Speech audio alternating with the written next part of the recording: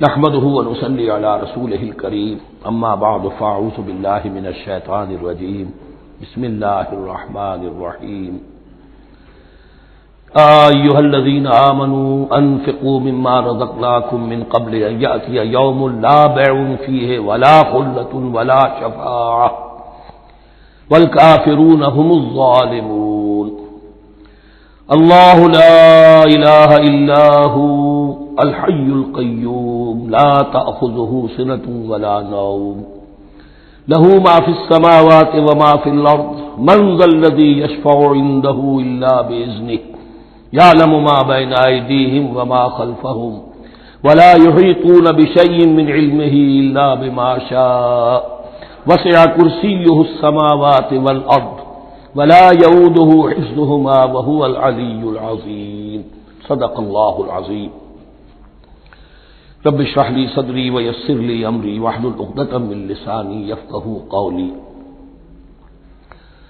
تقریباً 2 رکوعوں پر مشتمل معاملہ طالوت و جالوت کا وہ ہم پڑھ چکے ہیں،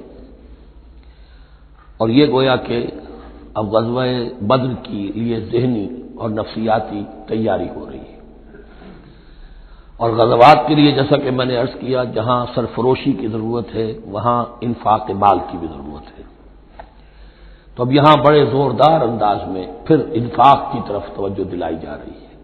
وہی 4 ڈوریاں ذہن میں رکھیے، انفاق اللہ کی راہ میں یعنی جہاد بالمال، قتال جہاد بالنفس کی آخری شکل، اور شریعت میں عبادات اور معاملات، یہ 4 ڈوریاں گتھی ہوئی ہیں ان 22 رکوعوں کے اندر، جن پر دوسرا نصف جو ہے سورہ بقرہ کا مشتمل ہے۔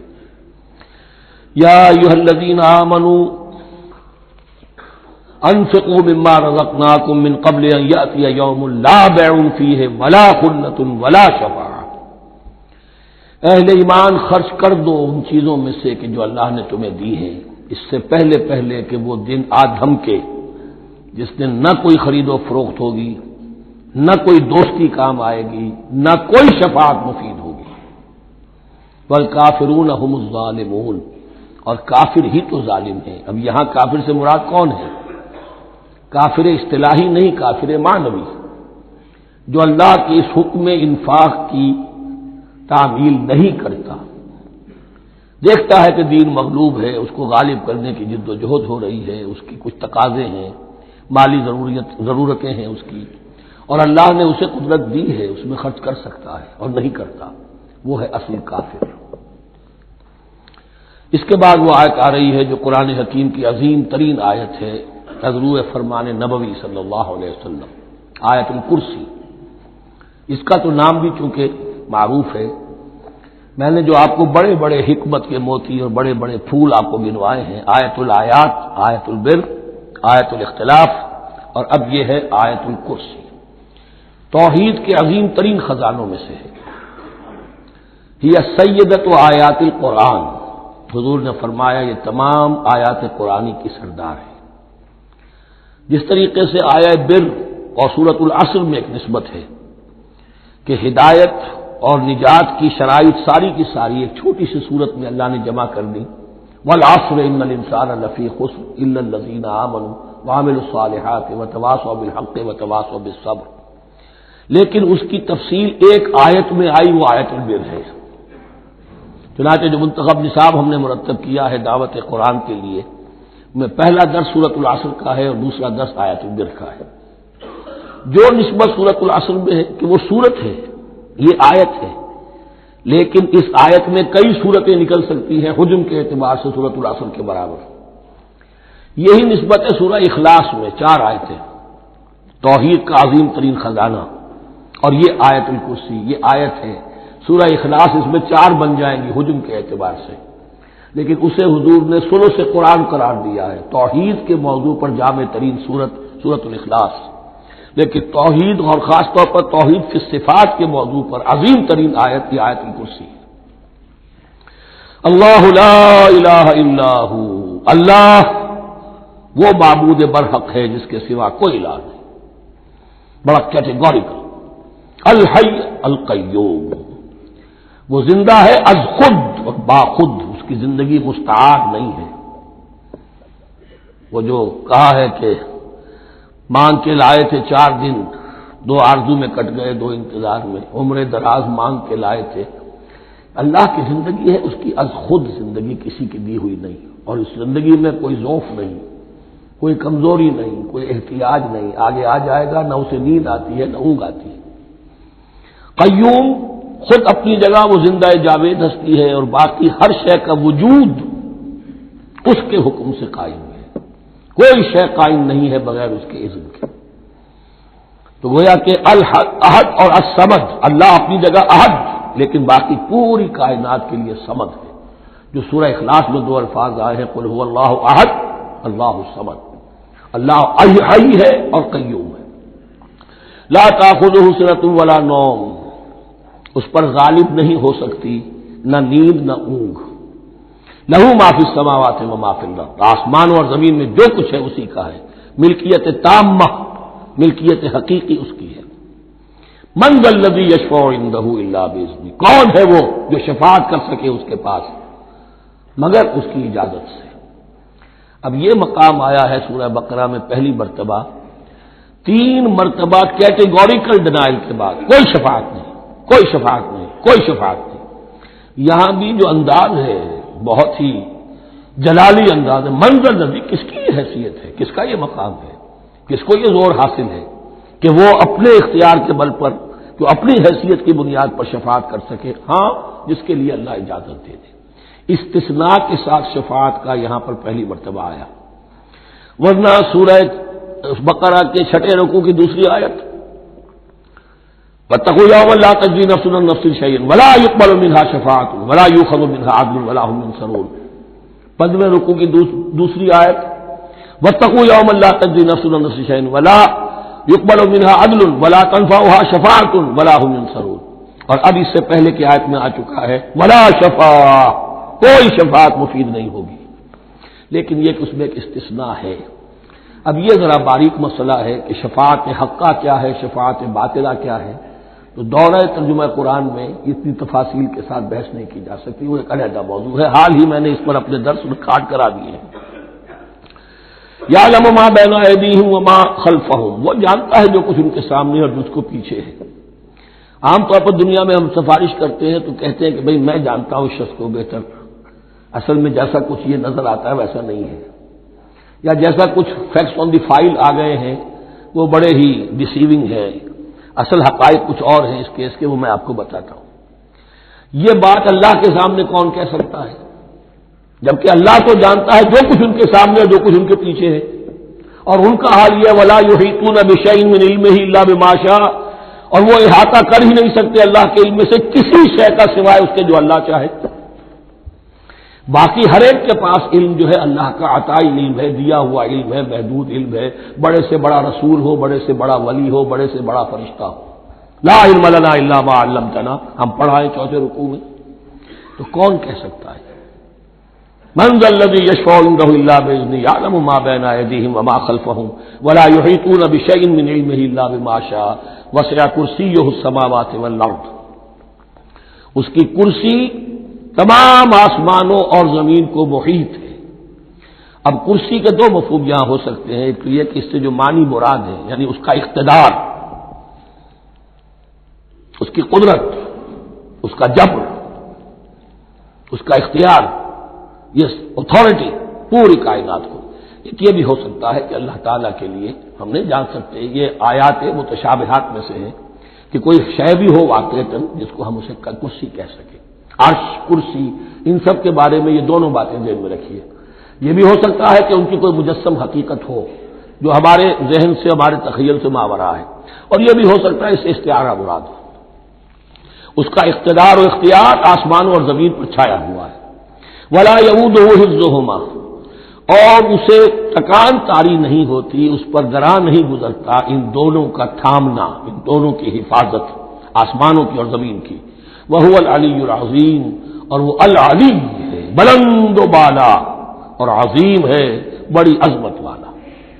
یہ آیت الکرسی سیدۃ آیات القرآن، تمام آیات قرآنی کی سردار، اور توحید الہی کا ایک بہت بڑا خزانہ.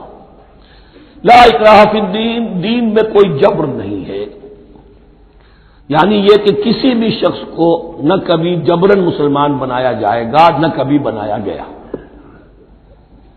استثناءات ہو سکتے ہیں، کسی کا ذاتی کوئی عمل ہو، فعل ہو، کسی نے کیا ہو. اسلام میں کسی فرد کو جبرن مسلمان بنانا حرام ہے. لیکن اس آیت کا یہ مطلب نکال دینا کہ نظام باطل کو بھی ختم کرنا جو ہے اس میں کوئی طاقت استعمال نہیں ہو سکتی، یہ حماقت ہے پرلے درجے کی. نظام باطل نظام ظلم ہے، ایکسپلائٹ کر رہا ہے لوگوں کو. اللہ اور بندوں کے درمیان حجاب بن گیا ہے، پردہ بن گیا ہے. نظام کو طاقت کے ساتھ ختم کرنا فرض ہے مسلمان کا. طاقت نہیں ہے تو ٹھیک ہے، طاقت حاصل کرنے کی کوشش کرتا رہے. لیکن جو مسلمان نظام باطل کو ختم کرنے کی آرزو اور ارادے سے خالی ہے، اس کے دل میں یہ ارادہ نہیں ہے، اس کے دل میں ایمان نہیں ہے. طاقت اور جبر نظام کو ختم کرنے پر صرف کیا جائے گا، کسی فرد کو مجبوراً مسلمان نہیں بنایا جائے گا. یہ ہے اصل میں اس آیت کا مفہوم. لا اکراہ فی الدین قد تبین الرشد من الغی، رشد ہدایت واضح ہو چکی ہے کجی سے. جتنی کجیاں ہیں، جتنے غلط راستے ہیں، جتنی شیطانی پگڈنڈیاں ہیں، ان سے جو صراط المستقیم ہے اس کو بالکل مبرہن کر دیا گیا ہے. فمن یکفر بالطاغوت، تو جو کوئی بھی طاغوت کا انکار کرے گا. دیکھیے، اللہ پر ایمان لانے سے پہلے طاغوت کا انکار ضروری ہے. جیسے لا الہ الا اللہ، تو طاغوت، اور طاغوت کون ہے؟ طغا سے سرکش. جس نے اپنی حاکمیت کا اعلان کیا وہ طاغوت، جس نے غیر اللہ کی حاکمیت کو تسلیم کیا وہ طاغوت. اس کے تحت بننے والے سارے انسٹیٹیوشنز طاغوت. جو بھی ادارے ہوں، چاہے کتنے ہی خوشنما ادارے ہوں. ہے عدلیہ، لیکن وہ عدلیہ اللہ کے قانون کے مطابق فیصلے نہیں کر رہی، کچھ اور لوگوں کے بنائے ہوئے قانون کے مطابق فیصلے کر رہی، وہ طاغوت ہے. جو بھی اللہ کے حدود بندگی سے تجاوز کرتا ہے وہ طاغوت ہے. تو یعنی کسے کہتے ہیں؟ پانی دریا کی حدوں میں بہ رہا ہے، لیکن جب وہ اپنی حدوں سے نکلا تو یعنی پہ ہے. دریا کو اپنی موج کی تو یانیوں سے کام، کشتی کسی کی پار ہو یا درمیان رہے اسے اس کی کیا فکر ہے. تو طغا اور بغا یہ دونوں بڑے قریب کے الفاظ ہیں، بغاوت اور طغیانی. فمن یکفر بالطاغوت، طاغوت کا انکار، جو کوئی کفر کرے طاغوت کے ساتھ، ویؤمن باللہ، اور پھر اللہ پر ایمان لائے. طاغوت سے بھی دوستی، اللہ پر بھی ایمان، اللہ کے دشمنوں سے بھی یارانہ، اور اللہ کے ساتھ بھی وفاداری کا دعویٰ. یہ چیز نہیں چل سکتی، یہی منافقت ہے. یکسو ہو جاؤ حنیفا مسلما فقد استمسک بالعروۃ الوثقی، جس شخص نے یہ کام کر لیا طاغوت کی نفی اور اللہ پر ایمان، اس نے تو مضبوط کنڈا تھام لیا. تو سمجھئے کہ اگر کوئی شخص کسی جہاز، سمندری جہاز میں عرشے پر سے گر جائے، تیرنا بھی نہ آتا ہو، کسی طرح ہاتھ پاؤں مار کر وہ کسی کنڈے کے اوپر اگر ہاتھ اس کا پڑ گیا تو اب وہ سمجھتا ہے کہ اس کو میں نہیں چھوڑوں گا، میری جان اسی سے وابستہ ہے، زندگی اسی سے ہے. تو وثقا، وہ کنڈا اگر کمزور ہے تو پھر گیا، وہ اس کے وزن سے کنڈا ہی نکل گیا. لیکن وہ کنڈا کے جو مضبوط ہے، فقد استمسک بالعروۃ الوثقی، اس نے تو بڑے مضبوط کنڈے پر ہاتھ ڈال دیا ہے. یعنی طاغوت کا انکار اور اللہ پر ایمان، اس نے تھام لیا ہے بہت مضبوط کنڈا. اسی لیے ایک حدیث میں آتا ہے اوثق العرا کلمۃ التقوی، یہ جو عروا کی جمع ہے عرا، اور وثقی اوثق جو ہے اس کا مذکر ہوگا. تمام کنڈوں میں سب سے بڑا مضبوط کنڈا جو ہے وہ تقوی کا کنڈا ہے، اس کو تھامو مضبوطی کے ساتھ. لا اکراہ فی الدین قد تبین الرشد من الغی فمن یکفر بالطاغوت ویؤمن باللہ فقد استمسک بالعروۃ الوثقی لا انفصام لہا، وہ کبھی علیحدہ ہونے والا، ٹوٹنے والا نہیں ہے. یہ کنڈا بہت مضبوط ہے. واللہ سمیع علیم، اللہ سب کچھ سننے والا، جاننے والا ہے. اللہ ولی الذین آمنوا یخرجہم من الظلمات الی النور، ایمان در حقیقت ایک دوستی کا رشتہ قائم کرتا ہے اللہ اور بندے کے درمیان. اللہ ولی ہے اہل ایمان کا. یہ ولایت باہمی ہے، دو طرفہ ولایت ہے. بندہ اللہ کا ولی بن جائے، ولی اللہ، الا ان اولیاء اللہ لا خوف علیہم ولا هم يحزنون، اللہ بندے کا ولی ہے، دوستی دو طرفہ ہے.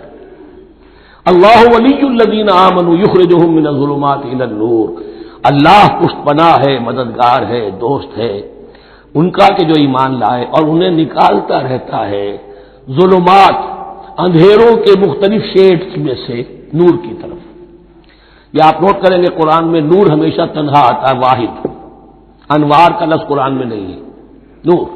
نور ایک حقیقت واحدہ ہے، لیکن ظلمات ہمیشہ جمع میں آئے گا، اس کے شیڈز مختلف ہے، شیڈز آف ڈارکنیس، بہت گہری ڈارکنیس ہے، ذرا اس سے کمتر ہے، اس سے کمتر ہے۔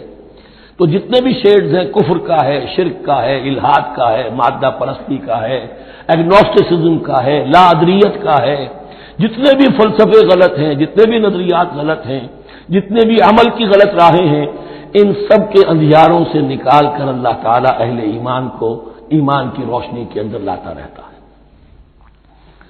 والذین کفروا اولیاءہم الطاغوت، ان کے برعکس جنہوں نے کفر کیا ان کے پشت پناہ اور ساتھی اور مددگار ہیں اب طاغوت، یخرجونہم من النور الی الظلمات، اور وہ ان کو نکالتے رہتے ہیں تدریجاً، اور نور کا کہ تھوڑی بہت رمق ملا بھی تھا انہیں نور کا تو ان سے محروم کر کے ظلمات، یخرجونہم من النور الی الظلمات، نور سے ظلمات کی طرف نکالتے رہتے ہیں۔ اولئک اصحاب النار هم فیہا خالدون، وہ ہیں آگ والے، اس میں ہمیشہ ہمیشہ رہیں گے۔ اللہم اجعلنا من عبادک المؤمنین، اللہم اخرجنا من الظلمات الی النور، آمین یا رب العالمین۔ اب اس کے بعد یہ بڑی عظیم آیت جو آئی ہے توحید کی، اور اس کے بعد یہ دو، یہ بھی اپنی جگہ بڑی عظیم آیات ہیں حکمت اور فلسفہ دین کے اعتبار سے۔ اس کے بعد کچھ واقعات دیے جا رہے ہیں، حضرت ابراہیم علیہ السلام کی زندگی کا ایک واقعہ اور حضرت عزیر علیہ السلام کی زندگی کا واقعہ۔ الم تر الی الذی حاج ابراہیم فی ربہ ان آتاہ اللہ الملک، کیا تم نے دیکھا اس شخص کو جس نے کہ محاجہ کیا تھا، مناظرہ کیا تھا، حجت بازی کی تھی ابراہیم سے، اس وجہ سے کہ اللہ نے اسے بادشاہی دی ہوئی تھی، نمرود۔ یہ ذہن میں رکھیے کہ نمرود اصل میں لقب تھا، کسی کا نام نہیں تھا، جیسے فرعون مصر کے بادشاہوں کا لقب ہے۔ فرعونہ، نماردہ جو ہے یہ عراق کے بادشاہ تھے، بیبیلونیا۔ تو حضرت ابراہیم کی پیدائش بھی شہر ار میں ہوئی تھی کہ جو بیبیلونیا کا ایک شہر تھا عراق کا، اور وہاں بادشاہت تھی نمرود کی۔ جیسے فرعون نے مصر میں دعویٰ کیا تھا اپنی بادشاہی کا اور اپنی خدائی کا، اور یہ ہے سیاسی بادشاہی، یہ نہیں کہ ہم نے دنیا پیدا کی ہے، مطلب یہ اختیار مطلق ہمارے ہاتھ میں ہے، ہم جس چیز کو چاہے غلط قرار دے دیں، جس چیز کو چاہے صحیح قرار دے دیں، یہی ہے اصل میں خدائی اختیار ہاتھ میں لے لیا۔ اللہ کا حق ہے تحریر و تحریم، کسی شے کو حلال کرنا، کسی کو حرام قرار دینا، اختیار واحد اللہ کے ہاتھ میں ہے۔ جس شخص نے بھی اپنے ذمے لے لیا، قانون سازی کا اختیار لے لیا اللہ کے قانون سے آزاد ہو کر، وہی طاغوت ہے، وہی شیطان ہے، وہی نمرود ہے، وہی فرعون ہے۔ تو اس نے، وہ نمرود نے کہا، محاجہ کیا، اس قال ابراہیم ربی الذی یحیی و یمیت، میرا رب تو وہ ہے جو زندہ کرتا ہے اور مارتا ہے۔ قال انا احیی و امیت، انہوں نے کہا میں بھی کر سکتا ہوں۔ اس نے جیل سے دو قیدی منگوائے، دونوں کنڈمڈ تھے، اور ایک کی گردن وہی اڑائی اور ایک کو کہا جاؤ معاف، دیکھو میں نے جس کو چاہا زندہ رکھا اور جس کو چاہا مار دیا۔ حضرت ابراہیم نے دیکھا کہ یہ کٹ حجتی پر اترا ہوا ہے، تو العجب المسکت، جواب ایسا دیا جانا چاہیے کہ جو اس کو چپ کر دے۔ قال ابراہیم فإن اللہ یاتی بالشمس من المشرق فأت بها من المغرب، حضرت ابراہیم نے فرمایا اللہ تو سورج کو نکالتا ہے مشرق سے، اگر تو خدائی کا مدعی ہے تو نکال کے دکھا اسے مغرب سے۔ فبہت الذی کفر، تو مبہوت ہو کر رہ گیا وہ کافر، اب اس کے پاس کوئی جواب نہیں تھا۔ واللہ لا یہدی القوم الظالمین، اور اللہ ظالموں کو ہدایت نہیں دیا کرتا۔ ہدایت تو نہیں ہوئی، چپ ہو گیا، لیکن چپ کیا ہوا، اس کے بعد تو فیصلہ ہوا کہ انہیں آگ میں جھونک دیا جائے۔ او کالذی مر علی قریۃ وہی خاویۃ علی عروشہا، یا پھر اس شخص کے واقعے کو ذرا یاد کرو، کیا تم نے نہیں دیکھا کہ جس کا گزر ہوا ایک بستی پر اور وہ اوندھی پڑی ہوئی تھی اپنی چھتوں پر۔ اگرچہ مختلف تفاسیر میں مختلف آپ کو شاید اس کی تعبیرات ملے یہ اصل میں ہوا ہے کہ جب نمرود، جس کا نام تھا بخت نصر، نیبوکیڈنیزر، اس نے 586 قبل مسیح میں، حضرت مسیح سے 586 قبل، اس نے حملہ کیا فلسطین پر. دیکھیے عراق اور فلسطین کی، اسرائیل کی اور عراق کی اس وقت بھی سب سے بڑی دشمنی ہے آپس میں. وہی دشمنی جو ہے 2500 سال پرانی بھی ہے. اس نے وہ نمرود بابل، نیبوکیڈنیزر جس کا نام تھا، اس نے حملہ کیا. 12 لاکھ کی آبادی تھی، 6 لاکھ کو قتل کیا اور 6 لاکھ کو بھیڑوں بکریوں کی طرح ہانکتا ہوا قیدی بنا کر لے گیا. 150 برس تک کیپٹیوٹی میں رہے ہیں یہ، اور یروشلم اجڑا رہا ہے. کوئی نفس نہیں، کوئی متنفس نہیں تھا، کوئی انسان نہیں، کوئی 2 اینٹیں سلامت نہیں چھوڑی. اسی وقت وہ ہیکل سلیمانی جو ہے وہ شہید کیا گیا، اور ان کے کہنے کے مطابق اس کے ایک تہخانے میں وہ تابوت سکینہ بھی تھا جہاں ربائی ان کے موجود تھے، اور وہ ربائی بھی وہیں پر ان کی موت واقع ہوئی، اور تابوت سکینہ بھی ہے اگر ان کا قول صحیح ہے. تو جس زمانے میں یہ اجڑی ہوئی بستی تھی، حضرت عزیر علیہ السلام کا گزر ہوا، انہوں نے دیکھا کوئی متنفس نہیں. تو انہوں نے کیا کہا؟ قال انا یحیی ھذہ اللہ بعد موتھا، اللہ اس بستی کو اس کے اس طرح مردہ اور برباد ہو جانے کے بعد کیسے زندہ کرے گا؟ اب اس میں کیسے احیاء ہو سکتا ہے؟ دوبارہ کیسے اس میں لوگ آ کر آباد ہو سکتے ہیں؟ اتنی بڑی بربادی، اتنی تباہی، کوئی متنفس نہیں، کوئی 2 اینٹیں سلامت نہیں. فاماتہ اللہ 100 عام ثم بعثہ، تو اللہ نے اس پر موت وارد کر دی 100 برس کے لیے، اور پھر انہیں اٹھایا. قال کم لبثت، سوال کیا کتنے عرصے رہے ہو یہاں؟ حضرت عزیر جو ہیں، کیونکہ جو رینائسنس ہوا ہے تاریخ بنی اسرائیل میں، اس کے نقیب، اس کے اصل جو بنیاد ہے وہ یہ ہے. انہوں نے پھر اصلاح کی، جو زوال ان میں آیا تھا اخلاقی اور دینی، پھر یہ اٹھے کمر کس کر جب اللہ تعالیٰ نے یہ مشاہدات کرا دیے، اور پھر جا کر وہاں تبلیغ کی اور دعوت کی دی، اور وہ ان یہودیوں کے اندر جو کیپٹیوٹی میں تھے انہیں پھر اصل دین کی تعلیم دی، روح دین کو زندہ کیا. تو گویا کہ وہاں سے پھر ان کا احیاء ہوا ہے. کب لبثت، کتنے عرصے رہے ہوگے؟ تو قال لبثت یوما و بعض یوم، اب اس کو ایسے محسوس ہوا جیسے سویا تھا تھوڑی دیر کے لیے، میں 1 دن رہا ہوں یا دن کا کچھ حصہ. قال بل لبثت 100 عام، نہیں، اللہ نے فرمایا نہیں، تم 100 سال رہے ہو. فانظر الی طعامک و شرابک لم یتسنہ، تو ذرا اپنے کھانے اور جو مشروب تمہارے ساتھ تھا سفر میں، ذرا اس کو دیکھو، ان کے اندر کوئی بسان پیدا نہیں ہوئی، سڑے نہیں ہیں، ان کے اندر کوئی خرابی پیدا نہیں ہوئی. وانظر الی حمارک، آپ دوسری طرف اپنے گدھے کو دیکھو جو تمہاری سواری کا گدھا تھا. وَلَنَجْعَلَكَ آیَةً لِلنَّاسِ، وہ بالکل ختم ہو چکا تھا، اس کی ہڈیاں ہی رہ گئی تھیں، گوشت گل چکا تھا، کچھ نہیں تھا. 100 برس. وانظر الی حمارک وَلِنَجْعَلَكَ آیَةً لِلنَّاسِ، اور ہمیں تو بنانا ہے تجھے ایک نشانی لوگوں کے لیے، یعنی خود اے عزیر تمہیں ایک نشانی بنانا ہے، اور تمہیں نشانی بنانے کے لیے یہ نشانی ہم تمہیں دکھا رہے ہیں تاکہ یقین جو ہے، یقین کامل تمہارے اندر پیدا ہو جائے. وانظر الی حمارک ولنجعلک آیۃ للناس وانظر الی العظام، اب دیکھو ان ہڈیوں کو، کیف ننشزھا، کیسے ہم انہیں اٹھاتے ہیں، ابھارتے ہیں.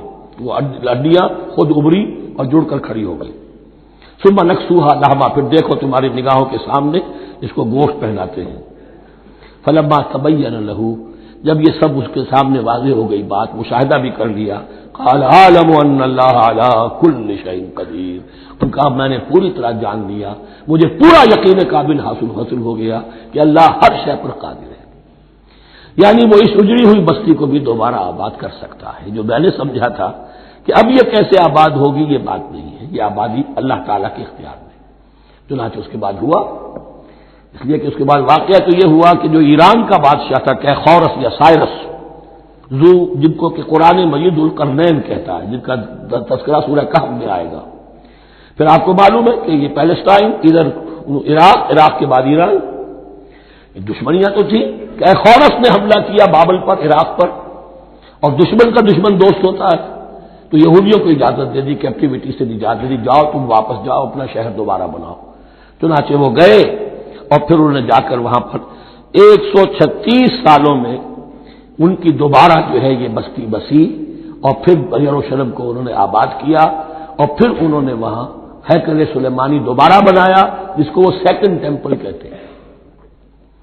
وہ سن 70 عیسوی میں ٹائٹس رومن جنرل کے ہاتھوں تباہ ہوا تھا، جو اب تک تباہ ہوا پڑا ہے۔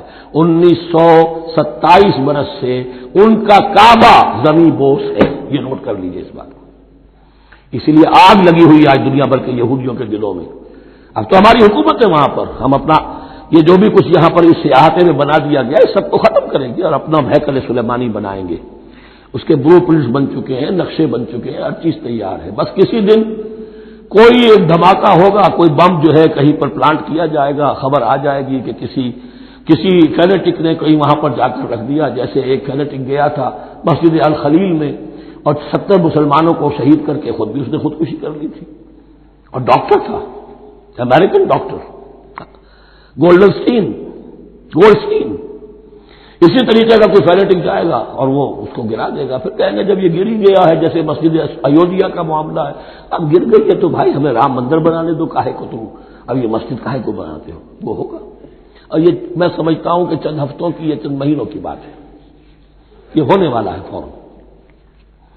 بہرحال یہ تو ہو گیا حضرت عزیر کا قصہ۔ اب اسی طرح کا ایک معاملہ حضرت ابراہیم کا مشاہدہ ہے۔ وَإِذْ قَالَ إِبْرَاهِيمُ رَبِّ أَرِنِي كَيْفَ تُحْيِي الْمَوْتَىٰ، اور یاد کرو جب کہ ابراہیم نے بھی کہا تھا پروردگار ذرا مجھے دکھا دے، مشاہدہ کرا دے تو مردوں کو کیسے زندہ کرے گا۔ قَالَ أَوَلَمْ تُؤْمِنْ، اللہ تعالیٰ کا سوال جو ہے بہت تیکھا ہے، تو کیا تم ایمان نہیں رکھتے؟ قَالَ بَلَىٰ، ایمان تو میرا ہے، میں مانتا ہوں ایمان ہے، وَلَٰكِن لِيَطْمَئِنَّ قَلْبِي، پورا دل کا اطمینان چاہتا ہوں، پورا یقین ہو جائے۔ اور یہ انبیاء کا معاملہ ہے، سب کا ہے۔ انبیاء کو چونکہ ایمان اور یقین کا ایک ایسی فرنس بنانا ہوتا ہے کہ جن سے ایمان و یقین دوسروں میں سرایت کرے، تو ان کے ایمان و یقین کے لیے انہیں مشاہدات ایسے کرا دیے جاتے ہیں کہ پھر ان کے لیے وہ ایمان صرف ایمان بالغیب نہیں رہتا، بلکہ وہ ایمان بالشہود بھی ہو جاتا ہے۔ کذالک نری ابراہیم ملکوت السماوات والارض، اسی طرح ہم نے دکھائے ابراہیم کو آسمان اور زمین کے ملکوت، جو بھی ہماری حکومت ہے، جو وہ مخفی حکومت ہے، جو کاسمک ایک اسٹیٹ ہے، اس کی گورنمنٹ ہے اور اس کے تمام اہلکار ہیں، فرشتے ہیں، ہم نے مشاہدہ کرایا ابراہیم کو۔ حضور کو اسی لیے شب معراج میں لے جایا گیا کہ ہر شے کو اپنی آنکھوں سے دیکھ لیں، تو وہ یقین کامل پھر ہو جاتا ہے کہ جس میں کسی درجے میں بھی پھر تو یہ ہے کہ وہ خود ایک بھٹی بن جاتے ہیں ایمان اور یقین کی۔ قال بلا ولکن لیطمئن قلبی قال فخذ اربعۃ من الطیر فصرهن الیک، تو فرمایا اچھا ٹھیک ہے 4 پرندے لے لو، انہیں اپنے ساتھ ملا لو، ہلا لو کہ وہ تمہارے ساتھ تمہاری آواز سن کر آ جایا کریں۔ ثم اجعل علی کل جبل منهن جزءا، پھر ان کے ٹکڑے کرو اور ہر پہاڑ پر ایک ایک ٹکڑا رکھ دو۔ تو جو تفسیر میں آتی ہے یہ کہ ان میں سب کا سر علیحدہ کیے، ٹانگیں علیحدہ کی، پر علیحدہ کیے، دھڑ علیحدہ کیے، ایک پہاڑ پر چاروں سر رکھ دیے، ایک پہاڑ پر چاروں کے دھڑ رکھ دیے، ایک پہاڑ پر چاروں کے، اس طریقے سے مختلف اجزاء میں تقسیم کر دیا۔ قال فخذ اربعۃ من الطیر فصرهن الیک ثم اجعل علی کل جبل منهن جزءا، پھر ہر پہاڑ پر ان میں سے ایک ایک حصہ رکھ دو۔ ثم ادعوهن، پھر ان کو ذرا پکارو، وہی سیٹی بجاؤ جو تم بجاتے تھے ان کو بلانے کے لیے۔ ثم ادعوهن یاتینک سایہ، وہ دوڑتے ہوئے آ جائیں گے۔ وَاعْلَمْ أَنَّ اللَّهَ عَزِیزٌ حَکِیمٌ، اور جان لو اس بات کو یقین کے ساتھ کہ اللہ تعالیٰ زبردست ہے، کمال حکمت والا۔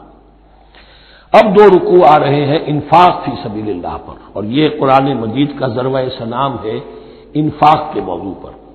لیکن ان کو پڑھنے سے پہلے نوٹ کر لیجئے کہ اللہ کی رضا جوئی کے لیے اپنا مال خرچ کرنا جو ہے، اس کے لیے دین میں کئی اصطلاحات ہیں۔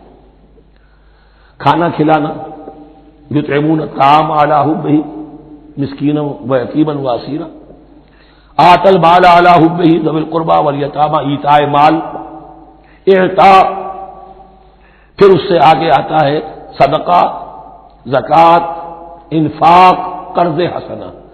یہ 5-6 ٹرمز ہیں، لیکن ان ٹرمز کے اندر ایک تقسیم ذہن میں رکھیے کہ 2 مدیں ہیں بڑی بڑی اللہ تعالیٰ کی رضا جوئی کے لیے مال خرچ کرنے کی۔ ایک مد ہے غربا، یتامہ، مساکین، محتاج، بیوائیں، ان کے لیے، یعنی ابنائے نو میں سے یہ آپ کے معاشرے کے اجزاء ہیں، آپ کے بھائی بند ہیں، آپ کے رشتہ دار ہیں، آپ کے اعزاء و اقربا ہیں، ان کے لیے خرچ کرنا تو یہ بھی اللہ کو بہت پسند ہے، اس کا واجب ملے گا۔ یہ بھی گویا کہ اللہ تعالیٰ ہی کے لیے آپ نے خرچ کیا۔ ایک عین اللہ کے دین کے لیے خرچ کرنا، انفاق کا لفظ اس کے لیے ہے اور قرض حسنہ اس کے لیے۔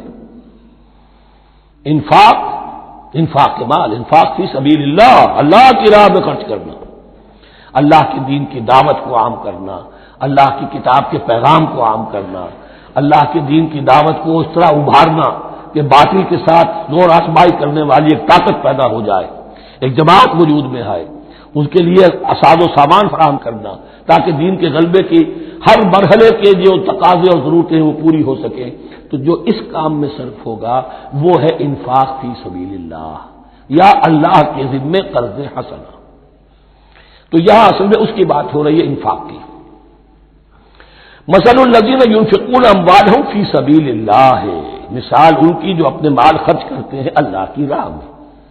عام طور پر یہ فی سبیل اللہ جو ہے وہ سبیل پانی کی بنا دی، وہ بھی سبیل ہے، ٹھیک ہے، وہ بھی سبیل تو ہے، نیکی کا وہ بھی راستہ ہے، سبیل اللہ ہے، لیکن یہ کہ فی سبیل اللہ خرچ جو ہے اس کا بالکل مفہوم اور ہے۔ وہ صدقہ ہے، خیرات ہے، زکوٰۃ بھی اصلاً جو ہے وہ غریبوں کا حق ہے، لیکن اس میں بھی ایک مرد سبیل اللہ کی رکھی ہوئی ہے۔ اگر تو آپ کے قریب اعزاء و اقارب ہیں، غربا ہے، تو ان کا حق فائق ہے، پہلے ان کو دیجیے، ورنہ پھر یہ ہے کہ اس میں سے جو بھی ہے وہ دین کے کام کے لیے۔ جب دین یتیمی کی حالت کو آ گیا ہو تو سب سے بڑا یتیم تو دین ہے، آج کے وقت سب سے بڑا یتیم دین ہے۔ بہرحال فی سبیل اللہ انفاق، مثل الذین ينفقون اموالهم فی سبیل اللہ کمثل حبۃ انبتت سبع سنابل فی کل سنبلۃ مئۃ حبہ، مثال ان کی جو اللہ کی راہ میں خرچ کرتے ہیں اللہ کے دین کے لیے، ایسے ہے جیسے ایک دانہ کہ اس سے 7 سنبلیں پیدا ہوئی، 7 خوشیں، 7 بالیاں، یہ 7 سٹے۔ باجرے کا سٹا ہوگا کتنے دانے ہوتے ہیں اس میں؟ مکئی کا سٹا ہے اس میں کتنے دانے ہیں؟ فی کل سنبلۃ مئۃ حبہ، اس میں 100 دانے موجود ہیں ہر ایک میں، تو ایک دانے سے 700 دانے وجود میں آ گئے۔ اسی طریقے سے اللہ تعالیٰ جو بھی اس کے دین کے لیے مال خرچ کرے گا اس کے مال میں اضافہ کرے گا، اللہ تعالیٰ ان کو جزا دے گا اور اس کو بڑھاتا رہے گا اپنے ہاں۔ واللہ یضاعف لمن یشاء، اور یہ تو تمہیں تمثیلاً بتایا ہے، اللہ اس سے بھی دگنا کرے گا جس کو چاہے گا، صرف 700 گنا نہیں، اور جتنا چاہے گا بڑھائے گا۔ واللہ واسع علیم، اللہ کے خزانوں میں کوئی کمی نہیں ہے، بڑی وسعت والا ہے اللہ، بہت سمائی والا ہے اور وہ سب کچھ جاننے والا ہے۔ الذین ينفقون اموالهم فی سبیل اللہ، پھر جو لوگ کہ اپنا مال خرچ کرتے ہیں اللہ کی راہ میں، ثم لا يتبعون ما انفقوا منا ولا اذى، پھر جو کچھ وہ خرچ کرتے ہیں اس کے بعد نہ تو تکلیف پہنچاتے ہیں نہ احسان جتاتے ہیں۔ دیکھیے جی میں نے اس وقت اتنا چندہ دیا تھا، معلوم ہوا کہ میرا حق جو ہے وہ زیادہ ہے، پھر میری بات مانی جانی چاہیے۔ ہم چندے زیادہ دیتے ہیں تو بات بھی تو ہماری چلنی چاہیے۔ یا اگر کسی جو کارکن کو دیا ہے جو اللہ کے دین کے لیے کام کر رہا ہے، یہ بھی ان 2 رکوعوں کے آخر میں بات واضح ہو جائے گی۔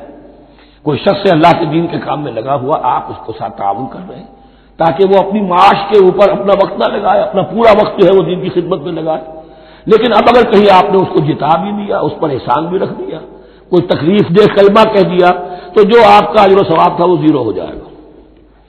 الذین ينفقون اموالهم فی سبیل اللہ ثم لا یتبعون ما انفقوا منا ولا اذى، جو انفاق کرتے ہیں اس کے بعد اس کے پیچھے نہ تو جتلاتے ہیں نہ کوئی اور تکلیف پہنچاتے ہیں، لہم اجرہم عند ربہم ولا خوف علیہم ولا هم یحزنون، ان کا اجر ان کے رب کے پاس محفوظ ہے اور ان کے لیے مغفرت ہے، ولا خوف علیہم ولا هم یحزنون، ان کے اوپر نہ کوئی خوف ہوگا اور نہ کوئی حزن سے دوچار ہوں گے۔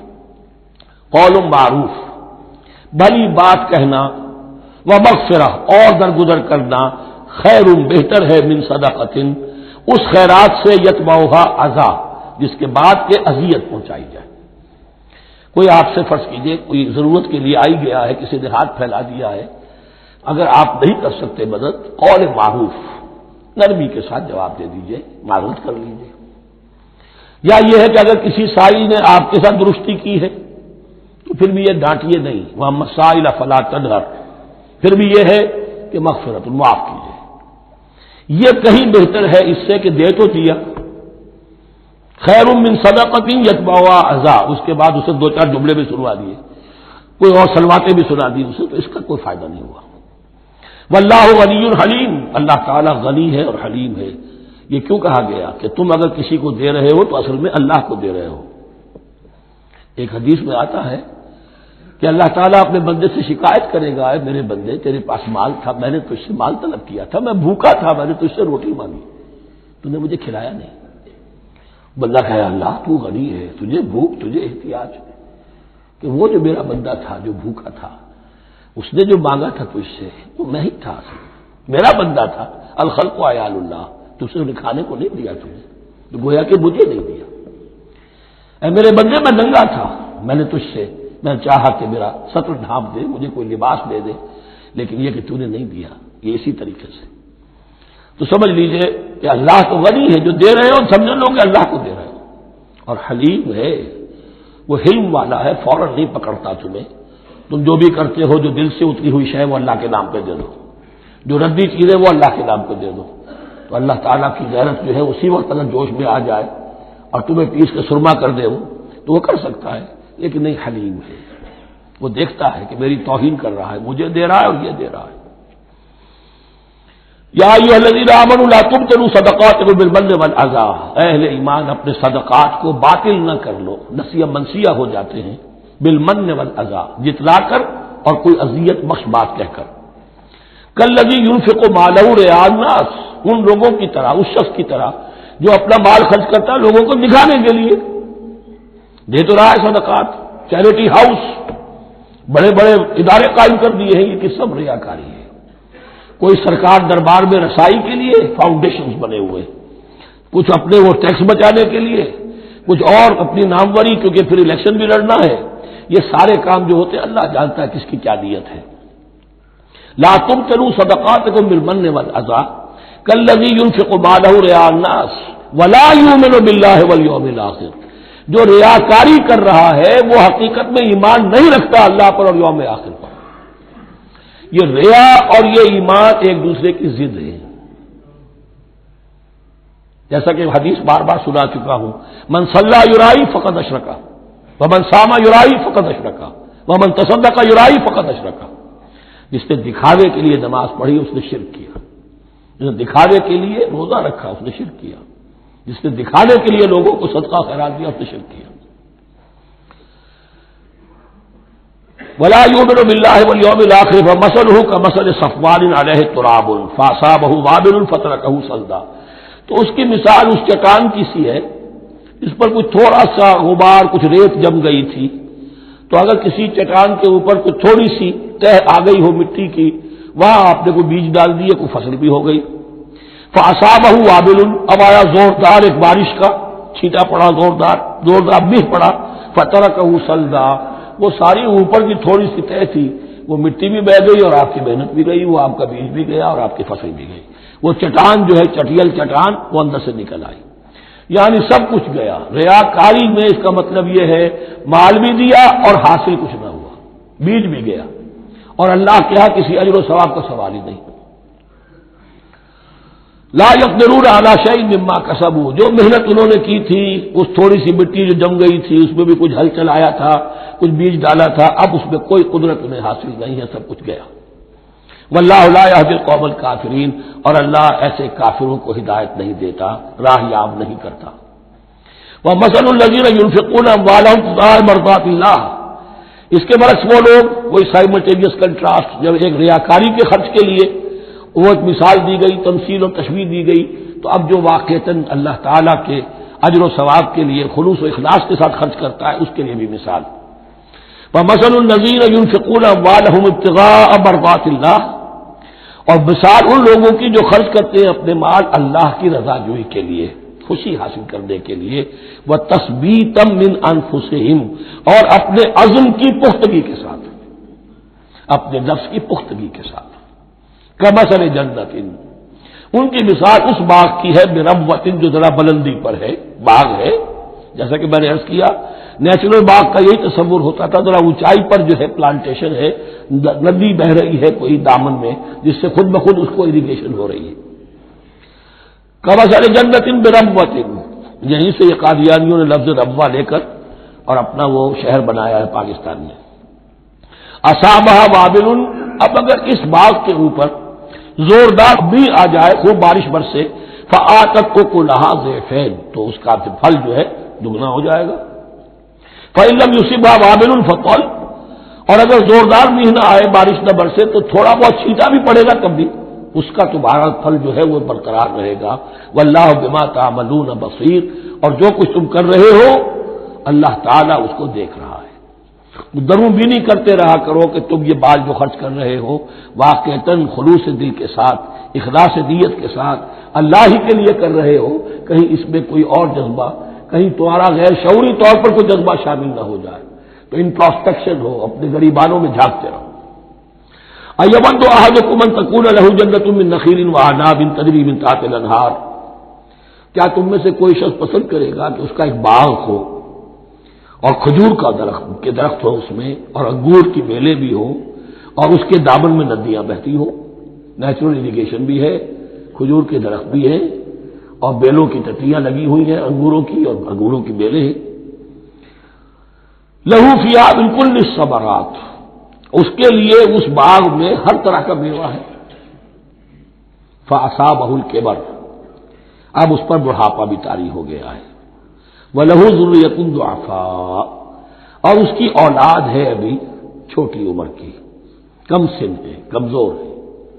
فَأَصَابَ إِعْصَارٌ، کہ اچانک اس باغ کے اوپر ایک ایسا بگولا، ایک ایسی آندھی آئی جس میں آگ ہے. فیہ نارٌ، کوئی ایسا آگ بھری آندھی آئی. فَأَصَابَهَا إِعْصَارٌ فِيهِ نَارٌ فَاحْتَرَقَتْ، پورا کا پورا باغ جل کر جلس کر رہ گیا.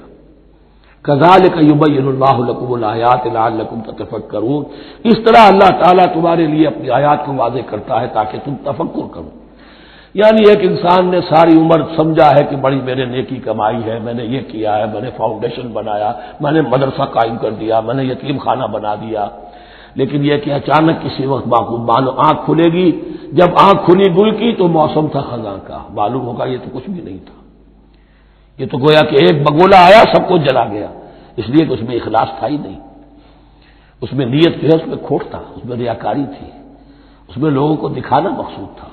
پھر حال وہی ہوگا جس طرح کہ وہ بوڑھا اب کفے افسوس مل رہا، کیا کرے، بوڑھا ہو چکا ہے، دوبارہ تو باغ لگا نہیں سکتا، لہذا جب وہ موت آ جائے گی تو گویا کہ اب اس کے لیے موقع نہیں ہے کہ دوبارہ کوئی کام اور کر سکے. یا ایھا الذین آمنوا انفقوا من طیبات ما کسبتم ومما اخرجنا لکم من الارض، اے ایمان والو خرچ کرو، اللہ کے لیے دینا ہے، اللہ کے دین کے لیے دینا ہے، اللہ کے نام پر دینا ہے. من طیبات ما کسبتم، جو چیز تم نے کمائی ہے اس کی اچھی چیز، پاکیزہ چیز، بہتر چیز. ومما اخرجنا لکم من الارض، اور جو کچھ ہم نے نکالا تمہارے لیے زمین سے. اب زمین سے ظاہر بات ہے جو بھی نباتات آ رہی ہے، چاہے وہ کوئی چراگاہ ہے تو اس کے اندر سے جو ہے وہ بھی ہریاول ہے تو اللہ نے پیدا کی ہے، کھیت کے اندر آپ نے محنت کی ہے، ہل چلایا ہے، بیج ڈالے ہیں، لیکن یہ کہ فصل کا اگانا تو آپ کے ہاتھ نہیں ہے، وہ تو اللہ کے ہاتھ میں ہے. تو جو کچھ ہم نے نکالا ہے تمہارے لیے، وَمِمَّا أَخْرَجْنَا لَكُم مِّنَ الْأَرْضِ وَلَا تَيَمَّمُوا الْخَبِيثَ مِنْهُ، اور اس میں سے ردی مال کا ارادہ نہ کرو، تنفقون، کہ اسے خرچ کر دو. زکوٰۃ دینی ہے، عشر دینا ہے، تو جو ردی چیزیں ہیں، اب بھیڑوں بکریوں کا غلہ ہے، ان میں سے اتنی بکریاں نکالنی ہیں، اتنی بھیڑیں ہیں، تو اب جو ذرا کمزور ہیں، ناظر ہیں، بیمار ہیں، نقص والی ہے، گنتی پوری کرنی ہے نا. اسی طریقے سے عشر نکالنا ہے تو گندم کا ڈھیر لگا ہوا ہے، اس میں سے کہیں بارش پڑ گئی تھی، وہ نکال دو. ولا تیمموا، تیمم کے معنی یہاں نوٹ کر لیجئے قصد کرنے کے. ولا تیمموا الخبیث منہ، کہ اس میں سے جو ردی مال ہے، جو ناپسند ہے، اس کا قصد نہ کرو. تنفقون، کہ اسے خرچ کرو. ولستم بآخذیہ، اور تم ہرگز نہیں ہوگے اس کو لینے والے. ایسا بھی تو ہو سکتا ہے کہ تم محتاج ہو جاؤ اور تمہیں ضرورت پڑ جائے، پھر اگر تمہیں کوئی ایسی چیز دے گا تو تم قبول نہیں کرو گے. وَلَسْتُمْ بِآخِذِيهِ إِلَّا أَن تُغْمِضُوا فِيهِ، اللہ یہ کہ چشم پوشی کرنے پر مجبور ہو جاؤ، احتیاج اس درجے کی ہو کہ جو بھی مل جائے، ردی مل جائے، اچھا مل جائے، نفیس مل جائے، خبیث مل جائے، جو بھی مل جائے چشم پوشی کرو. اس کے سوا آدمی جو ہے وہ اپنے طیب خاطر کے ساتھ جو ہے وہ ردی شے قبول نہیں کر سکتا۔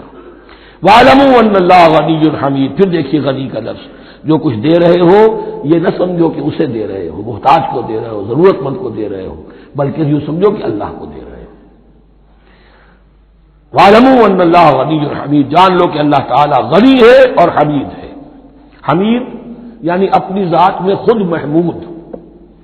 ایک کسی شے کی اچھائی یا حسن یا کمال ایسا ہوتا ہے جسے ظاہر کیا جائے، دیکھو بھائی اس میں یہ خوبصورتی ہے، اور ایک وہ خوبصورتی ہوتی ہے جو از خود ظاہر ہے۔ حاجت مشاطہ نیست صورت دلار آمرا، تو اللہ تعالیٰ اتنا ستودہ صفات ہے، اتنا محمود ہے اپنی ذات میں کہ وہ خود بخود محمود ہے، اسے کسی حمد کی حاجت نہیں ہے، از خود محمود ہے۔ الشیطان یعدکم الفقر ویامرکم بالفحشاء، دیکھو شیطان تمہیں ڈراتا ہے اور تمہیں اندیشہ دلاتا ہے فقر کا، مت خرچ کرو، رکھو، کیا پتا کیا کل کون سا وقت تم پر آ جائے۔ ویامرکم بالفحشاء، اور تمہیں حکم دیتا ہے بے حیائی کے کاموں کا۔ واللہ یعدکم مغفرۃ منہ وفضلا، اور اللہ وعدہ کر رہا ہے تم سے اپنی طرف سے مغفرت کا اور فضل کا۔ اب دیکھ لو، رخ روشن کے آگے شمع رکھ کر وہ یہ کہتے ہیں ادھر جاتا ہے دیکھیں یا ادھر پروانہ جاتا ہے۔ اب شیطان کی طرف جانا چاہتے ہو، اس کی بات ماننا چاہتے ہو، خوف رکھتے ہو کہیں ایسا نہ ہو جائے کہ فقر آ جائے مجھ پر، مجھے اپنا مال سنبھال کر رکھنا چاہیے، سیل سیٹر رکھنا چاہیے، تو تم شیطان کی چال میں آ گئے، تم نے اس کی پیروی کی۔ اور اگر تم نے اپنا اللہ کی راہ میں خرچ کر دیا، اللہ پر اعتماد کرتے ہوئے، وہ میری ساری حاجتیں پوری کرے گا، آج کر رہا ہے کل کرے گا انشاءاللہ۔ تو یہ ہے واللہ یعدکم مغفرۃ منہ وفضلا واللہ واسع علیم، اللہ بہت وسعت والا ہے، اس کے خزانوں کی کوئی محدودیت کا تصور اپنے ذہن میں نہ رکھو، اور سب کچھ جاننے والا ہے۔ یؤتی الحکمت من یشاء، لیکن یہ باتیں حکمت کی ہیں، ایک ہے ظاہر ایک ہے باطن۔ باطن جو ہے وہ حکمت سے نظر آتا ہے، ظاہر تو سب کو نظر آ رہا ہے۔ کسی شے کی حقیقت کیا ہے، اہل نظر ذوق نظر خوب ہے، لیکن جو شے کی حقیقت کو نہ دیکھے وہ نظر کیا، وہ حقیقت جس پر آیا ہو جاتی وہ ہے حکیم۔ اور حکمت اصل میں نام ہے انسان کے عقل اور شعور کی پختگی کا، جب محکم ہو گئی عقل، اس کا شعور پختہ ہو گیا، استحکام اسی سے بنا ہے حکمت۔ یؤتی الحکمت، اللہ تعالیٰ یہ فہم کی پختگی، عقل کی پختگی، شعور کی پختگی، حقائق رسی، حقائق تک پہنچ جانے کی صلاحیت دیتا ہے جس کو چاہتا ہے۔ وَمَن یُؤْتَ الْحِکْمَةَ فَقَدْ أُوتِیَ خَیْرًا کَثِیرًا، اور جسے حکمت دے دی گئی اسے تو خیر کثیر عطا ہو گیا، اس سے بڑا تو خیر کوئی اور ہے ہی نہیں۔ وَمَا يَذَّكَّرُ إِلَّا أُولُو الْأَلْبَابِ، اور نہیں نصیحت حاصل کر سکتے مگر وہی لوگ جو ہوش مند ہیں، جو اولو الالباب ہیں، عقل مند ہیں۔ لیکن جو دنیا پر ریچھ گئے ہیں، جن کے سارا دلی اطمینان اسی پر ہے کہ کافی ہے، بینک بیلنس بھی ہے، یہ بھی ہے، وہ بھی ہے، اتنے سٹاکس بھی ہیں، اتنا یہ بھی ہے، اتنا ہمارا جو ہے وہ جو بیلنس شیٹ آئی ہے اس کے ایسٹس یہ ہے، اگر اسی پر سارا بھروسہ اور اطمینان ہے تو ظاہر بات ہے وہ اولو الالباب نہیں ہے۔ وَمَا أَنفَقْتُم مِّن نَّفَقَةٍ أَوْ نَذَرْتُم مِّن نَّذْرٍ، اور جو بھی کچھ تم خرچ کرتے ہو، جو بھی نفقہ، جو بھی خیرات تم دیتے ہو، اور نظر تم من نظرین، اور یا جو بھی نظر تم دیتے ہو اللہ کے نام پر، منت مانگتے ہو، فإن اللہ یعلم، اللہ تعالیٰ اس سب کو جانتا ہے۔ وما للظالمین من انصار، اور یقیناً ظالموں کے لیے کوئی مددگار نہیں ہوں گے۔ ان تبدوا الصدقات فنعما ہی، صدقات کو تو اگر تم کھل کر اعلانیہ دو تب بھی ٹھیک ہے، اور خاص طور پر زکوٰۃ کا تو معاملہ اعلانیہ ہے ہی ہے۔ ان تبدوا الصدقات، ظاہر کرو، برملا اعلانیہ دو تو بھی ٹھیک ہے، کم سے کم فقراء کا حق تو پہنچ گیا، کسی کی ضرورت تو پوری ہو گئی۔ وَإِن تُخْفُوهَا، لیکن اگر تم انہیں چھپاؤ، اب یہ ہوگا صدقات نافلہ کے لیے۔ ایک جو صدقات جو ہے کہ جو لازماً دینے ہیں واجبہ، ان کو تو ان کے لیے اخفاء نہیں ہے، یہ دین کی حکمت کو ذہن میں رکھیے، فرض عبادات اعلانیہ ادا کی جائیں گی۔ یہ وسوسہ بھی شیطان بہت سے لوگوں کے دلوں میں ڈال دیتا ہے کہ کیا 5 وقت جا کے مسجد میں نماز پڑھنی ہے، لوگوں پر اپنے تقویٰ کا روب گانٹنا چاہتے ہو، گھر میں پڑھ لیا کرو۔ یا داڑھی رکھو گے کیا چاہتے ہو؟ تم چاہتے ہو کہ لوگ تمہیں سمجھے متقی ہے تو میں اس لیے داڑھی نہیں رکھتا، ہوتا ہے وسوسہ۔ لیکن جو چیز واجب ہے وہ الگ اعلان کرو، اس کے اظہار میں کوئی رکاوٹ نہیں۔ ہاں جو صدقات نافلہ ہیں، جو نماز نفل ہے اسے چھپا کر کرو، اس کا اظہار بہت بڑا فتنہ ہوتا ہے، نفل عبادت کا اظہار بہت بڑا فتنہ ہے۔ وَإِن تُخْفُوهَا، اگر چھپاؤ، وَتُؤْتُوهَا الْفُقَرَاءَ، اور تم وہ ضرورت مندوں کو دے دو، فَهُوَ خَيْرٌ لَكُمْ، وہ تمہارے لیے بہت بہتر ہے۔ اب دیکھیے خیر لکم کہا، یہ تمہارے لیے بہتر ہے۔ پہلے کہا تھا ظاہر کر کے دیتے ہو فنعما ہی، وہ بھی ٹھیک ہے، اس لیے کہ فقراء کا حق تو چلیے ادا ہو گیا، کچھ نہ کچھ مل تو گیا، خسیس کے اور کنجوس کے مال میں سے کچھ نکلا تو صحیح۔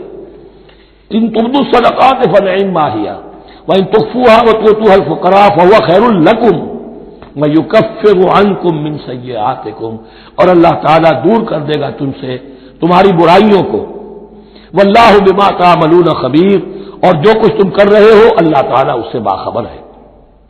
لیسا علیک ہداہم، اے نبی آپ کے ذمے نہیں ہے کہ ان کو ہدایت دے دیں۔ آپ کی یہ دیکھیے علیکا ذمہ داری ہو جاتی ہے، فرض۔ لام لکا یہ ہو جاتا ہے کسی کے حق میں۔ القرآن حجت لکا او علیکا، یا یہ قرآن تمہارے حق میں حجت ہے، یہ شفاعت کرے گا تمہاری قیامت کے دن اگر تم نے اسے مانا جیسے کہ ماننے کا حق ہے، پڑھا جیسے کہ پڑھنے کا حق ہے، عمل کیا جیسے کہ عمل کرنے کا حق ہے، پھر اس کی دعوت و تبلیغ کی جیسے کہ اس کا حق ہے، تو یہ تمہارے حق میں حجت ہوگا۔ اور اگر تم نے اس کے حقوق ادا نہ کیے یہ تمہارے خلاف مدعی بن کر کھڑا ہو جائے گا۔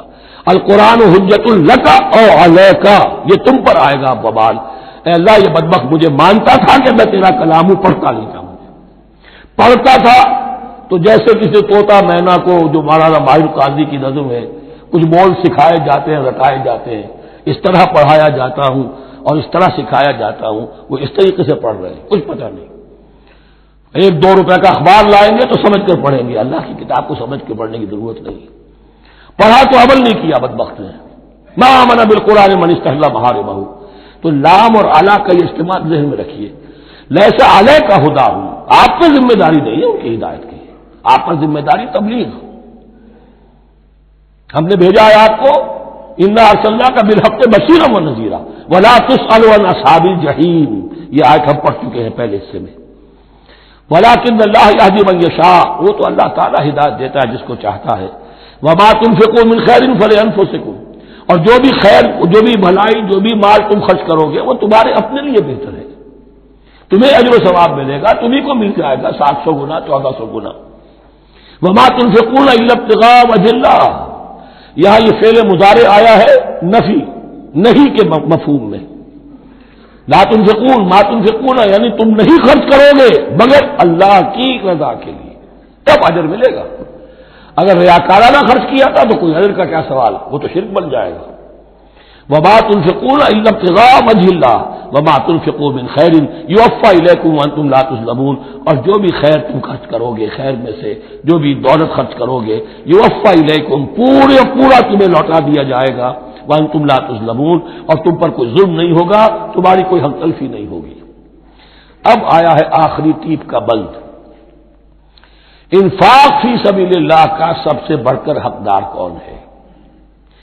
للفقراء الذین احصروا فی سبیل اللہ، وہ ضرورت مند کے جو گھر کر رہ گئے اللہ کی راہ میں، جیسے اصحاب صفہ تھے بیٹھے ہوئے ہیں، کوئی کام نہیں کر رہے، حضور سے علم سیکھ رہے ہیں، اور جہاں جہاں سے دعوت آ رہی ہے کہ حضور بھیجیے ہمارے ہاں کوئی مبلغین، وہاں سے ان کو بھیجا جا رہا ہے۔ اب وہ معاش کی جد و جہد کرتے تو یہ تعلیم کیسے حاصل کرتے؟ یا اسی طرح دین کی کوئی خدمت ہے، کوئی آپ نے تحریک اٹھائی ہے، اب اس میں آپ کو کچھ نہ کچھ کارکن تو چاہیے، ان کارکنوں کی بھی تو آخر معاش کا ہے درجہ۔ اگر وہ سارا 8 گھنٹے دفتروں میں کھائیں اور وہاں ڈانٹے بھی سنیں افسروں کی، اور پھر 2 گھنٹے جانا 2 گھنٹے آنا، اب وہ کون سا وقت نکالیں گے دین کے کام کا؟ کیا کریں گے؟ کہاں سے وقت آ جائے گا؟ کچھ لوگ تو ہونے چاہیے جو ہمہ وقت لگ جائیں، لیکن ہمہ وقت تو لگ گئے، لیکن پیٹ تو ان کے بھی ہے، اولاد تو ان کے بھی ہوگی۔ للفقراء الذین احصروا فی سبیل اللہ، جو گھیرے میں آ گئے ہیں اللہ تعالی کی راہ کی جد و جہد میں، جہاد فی سبیل اللہ کی سعی میں وہ اس طریقے سے مصروف ہو گئے ہیں، لا یستطیعون ضربا فی الارض، اب وہ زمین میں گھوم پھر کر تجارت کرنے کی ان کے پاس وقت ہی نہیں ہے، نہیں چل پھر سکتے زمین میں اپنی معاش کے لیے۔ یحسبهم الجاہل اغنیاء من التعفف، اب یہ اس طرح کے فقیر تو ہیں نہیں جو لپٹ کر مانگتے ہوں، انہیں عام طور پر جو ناواقف شخص ہے وہ سمجھتا غنی ہے، اس سے کوئی ضرورت ہی نہیں، اس نے کبھی مانگا ہی نہیں، لیکن اس نے مانگا اس لیے نہیں ہے کہ وہ اس طرح کا سائل نہیں ہے، اس طرح کا وہ سوالی نہیں ہے، وہ فقیر نہیں ہے، وہ تو اللہ کے دین کے لیے اپنے آپ کو اس نے لگا دیا ہے۔ یہ تمہارا کام ہے کہ دیکھو، یحسبهم الجاہل اغنیاء من التعفف، وہ جو مانگنے سے رک رہے ہیں اپنی عزت نفس کی حفاظت کی خاطر، اس کی وجہ سے ناواقف آدمی سمجھتے ہیں کہ تو غنی ہے، اسے کوئی ضرورت نہیں ہے۔ تعرفهم بسیماہم، تم پہچان لوگے انہیں ان کے چہروں سے۔ ظاہر بات ہے کہ فقر کا، احتیاج کا اثر چہرے پر تو آ جاتا ہے۔ اگر آپ کو نیوٹریشن صحیح نہیں مل رہی ہے تو ظاہر بات ہے چہرے پر اس کا اثر ہوگا۔ تعرفهم بسیماہم لا يسألون الناس الحافا، وہ لپٹ کر لوگوں سے سوال نہیں کرتے، مانگتے نہیں ہیں، وہ ان سائلوں کی طرح نہیں ہے جو اصل میں اپنی محنت وصول کرتے ہیں، کھڑے ہو کر آپ کے سر ہو کر آپ سے کچھ نہ کچھ نکلوا لیتے ہیں زبردستی، اس طریقے سے تو وہ نہیں مانگیں گے۔ یہ بات اہم مسئلہ ہے۔ اقامت دین کی جد و جہد میں جو لوگ ہمہ وقت لگ جائیں، آخر ان کے لیے کیا ذریعہ ہو۔ میں یہاں تفصیل میں نہیں جا سکتا، وقت بھی اس چنگ کا ختم ہو رہا ہے، لیکن یہ سمجھ لیجئے کہ یہ دو رکوع جو ہیں، انفاق کا پورا مضمون، اس کا کلائمیکس جو ہے وہ یہ آیت ہے، للفقراء الذین احصروا فی سبیل اللہ لا یستطیعون ضربا فی الارض یحسبهم الجاہل اغنیاء من التعفف تعرفهم بسیماہم لا یسألون الناس الحافا وما تنفقوا من خیر فإن اللہ بہ علیم، اور جو بھی تم دولت مال خرچ کرو گے تو اللہ تعالیٰ اس کے علم میں ہوگا، یہ نہ سمجھنا کہ اللہ کے علم میں نہیں ہے۔ خاموشی کے ساتھ، اخفاء کے ساتھ ایسے لوگوں کے ساتھ تعاون کرو گے تو اللہ تعالیٰ جو ہے تمہیں اس کا پورا بھرپور بدلہ دے گا۔ الذین ينفقون اموالهم باللیل والنہار سرا وعلانیۃ فلہم اجرهم عند ربهم ولا خوف علیہم ولا هم یحزنون۔ الذین یأکلون الربا لا یقومون الا کما یقوم الذی یتخبطه الشیطان من المس ذلك بأنهم قالوا إنما البيع مثل الربا وأحل الله البيع وحرم الربا فمن جاءه موعظة من ربه فانتهى فله ما سلف وأمره إلى الله ومن عاد فأولئك أصحاب النار هم فيها خالدون۔ صدق الله العظيم۔ رب اشرح لي صدري ويسر لي أمري واحلل عقدة من لساني يفقهوا قولي۔ ابھی سورہ مبارکہ کا وہ رکوع ہم پڑھ رہے ہیں کہ جو آج کے حالات میں اہم ترین ہے، اس لیے کہ اس دور میں اللہ کے خلاف بغاوت کی سب سے بڑی شکل تو ہے غیر اللہ کی حاکمیت کا تصور، سب سے بڑا شرک یہ ہے۔ نفسیاتی اعتبار سے سب سے بڑا شرک، مادے پر توکل، بتوں سے تجھ کو امید خدا سے نو امیدی، مجھے بتا تو صحیح اور کافری کیا ہے۔ لیکن یہ نفسیاتی اور داخلی بات ہے۔ خارجی اور واقعاتی دنیا میں سب سے بڑا شرک اس وقت وہ غیر اللہ کی حاکمیت، جو اب عوامی شکل اختیار کر گئی، عوامی حاکمیت۔ اور اس کے بعد اس وقت کے گناہوں میں، بدعملی میں سب سے بڑا فساد جو ہے وہ سود کی بنیاد پر ہے۔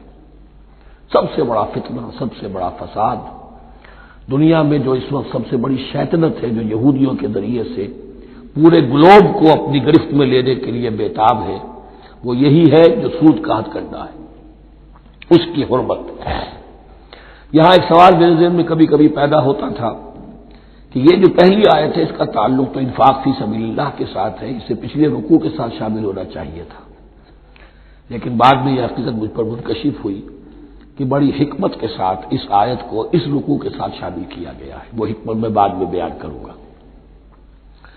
الذین ينفقون اموالهم باللیل والنہار، وہ لوگ کہ جو اپنا مال خرچ کرتے رہتے ہیں رات کو بھی دن میں بھی، سرم وعلانیۃ، خفیہ طور پر بھی اعلانیہ بھی، صدقات واجبہ اعلانیہ، صدقات نافلہ خفیہ، انفاق فی سبیل اللہ خفیہ۔ فلہم اجرہم عند ربہم ولا خوف علیہم ولا هم یحزنون، ان کے لیے ان کا اجر محفوظ ہے ان کے رب کے پاس، نہ ان پر کوئی خوف طاری ہوگا اور نہ ہی وہ کسی حزن سے دوچار ہوں گے۔ الذین یاکلون الربا، اب ربا کا مسئلہ شروع ہو رہا ہے، جو سود کھاتے ہیں۔ وجہ کیا ہے؟ اصل مسئلہ ہے اس سرپلس ویلیو کا۔ آپ کا کوئی شغل ہے، آپ کی ملازمت ہے، آپ کما رہے ہیں، آپ کا خرچ پورا ہو رہا ہے، کچھ بچت بھی ہو رہی ہے۔ اب اس بچت کا اصل مصرف کیا ہے؟ یسألونک ماذا ينفقون قل العفو، اصل راستہ تو یہ ہے کہ اس کو دے دو اللہ کی راہ میں، یا محتاجوں کو یا اللہ کے دین کو۔ لیکن اب جو سود خورانہ ذہنیت ہے وہ یہ کہ اس بچت کو بھی مزید کمائی کا ذریعہ بناؤ، یہ سود خورانہ ذہنیت ہے۔ لہذا اصل میں سود خوری انفاق کی ضد ہے، اور یہ عقدہ مجھ پر کھلا جبکہ القرآن یفسر بعضہ بعضا، اس اصول کے تحت جب سورہ روم کی آیات کا میں نے مطالعہ کیا، وہاں یہی شکل آپ کو نظر آئے گی کہ ان دونوں کو مقابلے میں لایا گیا ہے، اللہ کی رضا جوئی کے لیے انفاق اور ربا، سود پر رقم دینا۔ وما آتیتم من ربا لیربو فی اموال الناس فلا یربو عند اللہ، جو کچھ تم دیتے ہو سود پر کہ وہ بڑھے لوگوں کے مال میں، محنت وہ کر رہا ہے اور آپ اس کی کمائی میں سے آپ وصول کر رہے ہیں اپنے اس سرمایہ کی وجہ سے، تو یہ گویا کہ آپ کا مال اس کے مال میں اس کی محنت سے بڑھ رہا ہے۔ الذی ما آتیتم من ربا لیربو فی اموال الناس فلا یربو عند اللہ، اللہ کے ہاں بڑھوتری نہیں ہوتی۔ وما آتیتم من زکوۃ تریدون وجہ اللہ فاولئک هم المضعفون، اور وہ جو تم زکوٰۃ اور صدقات میں دے دیتے ہو اللہ کی رضا جوئی کے لیے، تو وہ ہے جو دوہرے چوہرے کر رہے ہیں، ان کا مال بڑھ رہا ہے، اس کی بڑھوتری ہو رہی ہے۔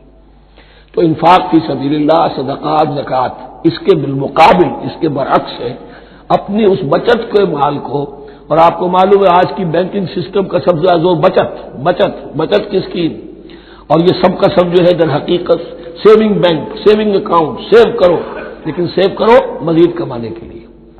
سیو جو ہے اس لیے نہیں ہے کہ اپنا پیٹ کاٹو اور غربا کو دو، اپنا سٹینڈرڈ آف لیونگ کم کرو اور اللہ کے دین کے لیے خرچ کرو، یہ نہیں، بلکہ اس لیے کہ وہ جو تم بچاؤ وہ ہمیں دو، تاکہ وہ ہم سود پر زیادہ رقم، زیادہ شرح سود پر دوسروں کو دے اور تھوڑا شرح سود تمہیں دے دے۔ اب اس کے برعکس سے الذین یاکلون الربا، جو لوگ سود کھاتے ہیں، لا یقومون الا کما یقوم الذی یتخبطہ الشیطان من المس، وہ نہیں کھڑے ہوتے مگر ان کی طرح سے کہ جن کو شیطان نے مخبوط الحواس بنا دیا ہو چھو کر۔ یہاں عام طور پر یہ سمجھا گیا کہ یہ قیامت کے دن کا نقشہ ہے، یہ قیامت کے دن کا نقشہ تو ہوگا ہی، اس دنیا میں بھی سود خوروں کا حال یہی ہے، اور اگر ان کا نقشہ دیکھنا ہو تو کسی سٹاک ایکسچینج کو جا کے دیکھ لیجیے، معلوم ہوگا دیوانے ہیں، پاگل ہیں، چیخ رہے ہیں، دوڑ رہے ہیں، بھاگ رہے ہیں، وہ انسان نہیں نظر آتے اس وقت جو بھی کچھ ہو رہا ہوتا سٹاک ایکسچینج کے اندر، مخبوط الحواس انسان جو ہے وہ ہو جاتا ہے، یہ سود خوری کی وجہ سے۔ الذین یاکلون الربا لا یقومون الا کما یقوم الذی یتخبطہ الشیطان من المس ذلک بانہم قالوا انما البیع مثل الربا، اور ان کے سب سے بڑھ کر مخبوط الحواس ہونے کا مظہر یہ ہے، یہ اس لیے کہ وہ کہتے ہیں کہ بیع بھی تو ربا کی طرح ہے، بیع بھی تو سود ہے۔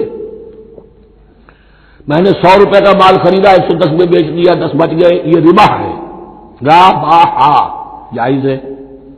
100 روپے کسی کو دیے اور 110 لیے، یہ سود ہو گیا۔ بھائی کیوں ہو گیا؟ 100 روپے کی شے دے دی، یہ 100 روپیہ دے دیا، کیا فرق پڑا؟ 10 لاکھ کا مکان بنایا، 4000 کے قرضے کے ماہانہ کرائے پر دے دیا، جائز ہو گیا۔ 10 لاکھ کسی کو دیا اور اس سے 4000 روپیہ مہینہ لینا شروع کیا، یہ سود ہو گیا، حرام ہو گیا۔ عقلی طور پر یہ باتیں ہیں کہ جو سود کے حامیوں کی طرف سے کہی جاتی ہیں۔ انما البیع مثل الربا، بیع میں بھی جو نفع ہوتا ہے، ربح اور ربا، یہ میں اس کو بیان کر چکا ہوں سورہ بقرہ کے دوسرے رکوع کے ضمن میں۔ تو یہ جان لیجئے کہ اس ظاہری سی مناسبت کی وجہ سے ان کا مخبوط الحواس لوگ جو ہیں وہ اس دونوں کے اندر کوئی فرق محسوس نہیں کرتے۔ یہاں اللہ تعالیٰ نے ان کے قول کا عقلی جواب نہیں دیا، بلکہ جواب کیا دیا؟ احل اللہ البیع وحرم الربا، اللہ نے بیع کو حلال قرار دیا ہے اور ربا کو حرام قرار دیا ہے۔ اب تم بات یہ کرو اللہ کو مانتے ہو یا نہیں، رسول کو مانتے ہو یا نہیں، قرآن کو مانتے ہو کہ نہیں، یا اپنی عقل کو مانتے ہو؟ اگر تم مسلمان ہو، اگر تم مومن ہو، تو اللہ کا حکم جو وہ فرمائے، نہ صرف اللہ کا، جو رسول کہیں، ما آتاکم الرسول فخذوہ وما نہاکم عنہ فانتہوا، جو کچھ رسول تمہیں دے لے لو، اور جس چیز سے روک دے رک جاؤ۔ یہ تو شریعت کا معاملہ ہے۔ ویسے اس میں جو فرق واقع ہوتا ہے وہ یہ ہے کہ ایک ہے فلوئڈ منی، فلوئڈ کیپٹل، ایک ہے فکس کیپٹل۔ مکان 10 لاکھ کا ہے، لیکن مکان سے جو شخص دے رہا فائدہ کیا اٹھائے گا؟ 1 مہینے رہے گا نا، بس اس کا بدل آپ نے لے لیا۔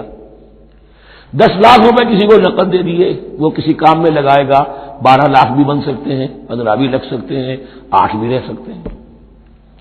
اس میں آپ نے فکس جگہ لیا تو یہ حرام ہے۔ ان دونوں میں اگرچہ عام طور پہ کہا جائے گا یہ بھی کیپٹل ہے وہ بھی کیپٹل ہے، مکان بھی تو سرمایہ کی ایک شکل ہے، لیکن یہ فکس کیپٹل ہے، اس کی شکل بدل نہیں رہی ہے۔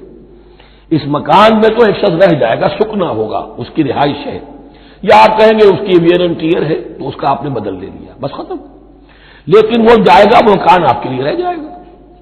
لیکن یہ کہ 10 لاکھ جس کو دیا نقد، وہ کاروبار کرے گا، کچھ اور کہیں لگائے گا، اس کے اندر اضافہ بھی ہو سکتا ہے، کمی بھی ہو سکتی ہے، اس میں پھر فکس پروفٹ لینا یہ ہے حرام، اور ان دونوں میں کوئی مناسبت نہیں۔ لیکن اللہ تعالیٰ نے یہ جواب نہیں دیا، جواب دیا احل اللہ البیع وحرم الربا فمن جاءہ موعظۃ من ربہ فانتہی فلہ ما سلف، تو جس شخص کے پاس اس کے رب کی طرف سے یہ نصیحت پہنچ گئی اور وہ باز آ گیا، رک گیا، فلہ ما سلف، تو جو کچھ پہلے وہ لے چکا ہے وہ اس کا ہے، وہ اسے واپس نہیں دیا جائے گا، حساب کتاب نہیں کیا جائے گا کہ تم اتنا سود کھا چکے ہو واپس کرو۔ لیکن اس کا یہ مطلب بھی نہیں کہ اس کا کوئی گناہ ان پر نہیں ہوگا، وَأَمْرُهُ إِلَى اللَّهِ، اللہ کے حوالے رہے گا، معلق رہے گا، اللہ چاہے گا تو معاف بھی کر دے گا، اور اللہ چاہے گا تو پچھلے سود کے اوپر بھی اس کی سرزنش ہوگی۔ أَمْرُهُ إِلَى اللَّهِ وَمَنْ عَادَ، لیکن اس نصیحت کے آنے کے بعد بھی جس نے دوبارہ یہ حرکت کی فَأُولَٰئِكَ أَصْحَابُ النَّارِ هُمْ فِيهَا خَالِدُونَ، تو یہ جہنمی ہے اور اس میں ہمیشہ ہمیشہ رہیں گے۔ يَمْحَقُ اللَّهُ الرِّبَا وَيُرْبِي الصَّدَقَاتِ، اللہ تعالیٰ ربا کو مٹاتا ہے، دباتا ہے۔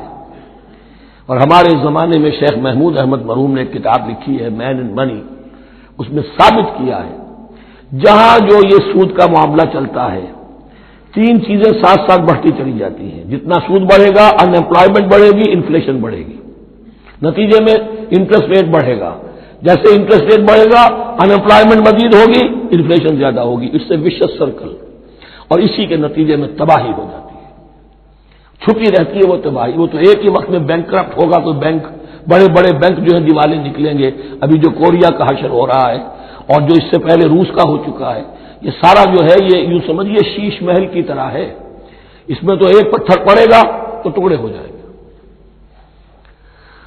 وَمَنْ عَادَ فَأُولَٰئِكَ أَصْحَابُ النَّارِ هُمْ فِيهَا خَالِدُونَ يَمْحَقُ اللَّهُ الرِّبَا وَيُرْبِي الصَّدَقَاتِ، اللہ تعالیٰ پالتا ہے، صدقات کو پالتا ہے، بڑھاتا ہے اللہ کے ہاں۔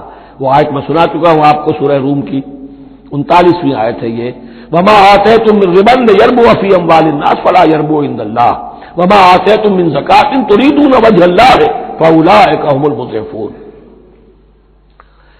وَاللَّهُ لَا يُحِبُّ كُلَّ كَفَّارٍ أَثِيمٍ، اور اللہ کو ہرگز پسند نہیں ہے وہ سب کہ جو ناشکرے ہیں اور گناہگار ہیں۔ ان الذين آمنوا وعملوا الصالحات واقاموا الصلاة وآتوا الزكاة لهم اجرهم عند ربهم ولا خوف عليهم ولا هم يحزنون، ہاں جو لوگ ایمان لائے اور نیک عمل کریں، نیک عمل میں ظاہر بات ہے جو شے حرام ہے اس کا چھوڑ دینا بھی لازم ہے، اور نماز قائم رکھیں، زکوٰۃ ادا کریں، ان کے لیے ان کا اجر محفوظ ہے ان کے رب کے پاس، ولا خوف علیہم ولا هم يحزنون۔ یا ایھا الذین آمنوا اتقوا اللہ وذروا ما بقی من الربا، اے ایمان والو اللہ کا تقوی اختیار کرو اور چھوڑ دو جو رہ گیا ہے سود میں سے۔ آج فیصلہ کر لو کہ جو بھی کچھ تمہیں کسی کو قرض دیا تھا اب اس کا سود چھوڑو۔ یا ایھا الذین آمنوا اتقوا اللہ وذروا ما بقی من الربا ان کنتم مؤمنین، اگر تم مومن ہو، فإن لم تفعلوا، اور اگر تم نے ایسا نہ کیا، باز نہ آئے، فاذنوا، تو کان کھول کر سن لو، بحرب من اللہ ورسولہ، اللہ اور اس کے رسول کی طرف سے اعلان جنگ. یہ الٹیمیٹم ہے. اگر باز نہیں آتے سود سے، دیکھیے کسی اور گناہ پر یہ بات نہیں آئی، اللہ اور اس کے رسول کی طرف سے اعلان جنگ. وَإِن تُبْتُمْ فَلَكُمْ رُءُوسُ أَمْوَالِكُمْ، اگر تم توبہ کرو تو تمہارے جو اصل راس المال ہے وہ تمہیں لوٹا دیے جائیں گے. سود چھوڑ دو، راس المال واپس لے لو. لا تظلمون ولا تظلمون، نہ تم ظلم کرو سود لے کر اور نہ تم پر ظلم کیا جائے کہ تمہارا راس المال بھی دبا دیا جائے. لا تظلمون ولا تظلمون. وَإِن كَانَ ذُو عُسْرَةٍ، اور اگر تمہارا جو مقروض ہے وہ تنگی میں ہے، وہ تنگ دستی میں ہے، فَنَظِرَةٌ إِلَىٰ مَيْسَرَةٍ، تو انہیں انتظار کرو، پھر اسے مہلت دو کہ اس کی حق کشادگی پیدا ہو جائے، آسانی سے وہ آپ کی رقم، آپ کا قرض واپس کر سکے. لیکن اس سے بھی آگے وَأَن تَصَدَّقُوا خَيْرٌ لَكُمْ، تم صدقہ ہی کر دو. تمہارا بھائی غریب تھا، اس کو تم نے قرض دیا تھا، کوئی سود لے کر کھا بھی چکے ہو، اب جو ہے سود، اب تو باقی سود کو تو چھوڑا ہی ہے، اگر وہ راس المال بھی بخش دو اس کو، یہ انفاق ہو جائے گا، یہ قرض حسنہ اللہ کو ہو جائے گا، یہ تمہارا جو ہے ذخیرہ آخرت بن جائے گا. تو یوں سمجھیے کہ جو بھی جو ہے جس کو سرپلس ویلیو میں نے کہا تھا اسلامی معیشت کے اندر، جو بچت ہے آپ کی، اس بچت کا سب سے اونچا مصرف کیا ہے؟ صدقہ دے دو، انفاق کر دو. اس سے کم تر کیا ہے؟ قرض حسنہ، قرض دے دو کسی کو تاکہ وہ اپنی ضرورت چلا لے، اس کا کاروبار رکا ہوا تھا وہ چل پڑے گا اور تمہیں پھر وہ اپنی اصل رقم واپس کر دے گا. یہ قرض حسنہ اس سے کم تر درجہ ہے. تیسرا درجہ ایک اور بھی ہے جو جائز تو ہے مکروہ، پسندیدہ نہیں ہے. تم زیادہ ہی خسیس ہو، چلو مزارمت پر دے دو، اور مزارمت یہ ہے کہ رقم تمہاری کام وہ کرے گا. اگر بچت ہو جائے تو تم بھی لے لینا، اگر نقصان ہو جائے تو کوئی تاوان نہیں لے سکتے اس سے. یہ ہے مزارمت. اس کے بعد اگر تم کہو کہ میں دے رہا ہوں، مجھے اتنے % تمہارا تم نے دینا ہی دینا ہے، اس سے بڑھ کر حرام شے کوئی نہیں.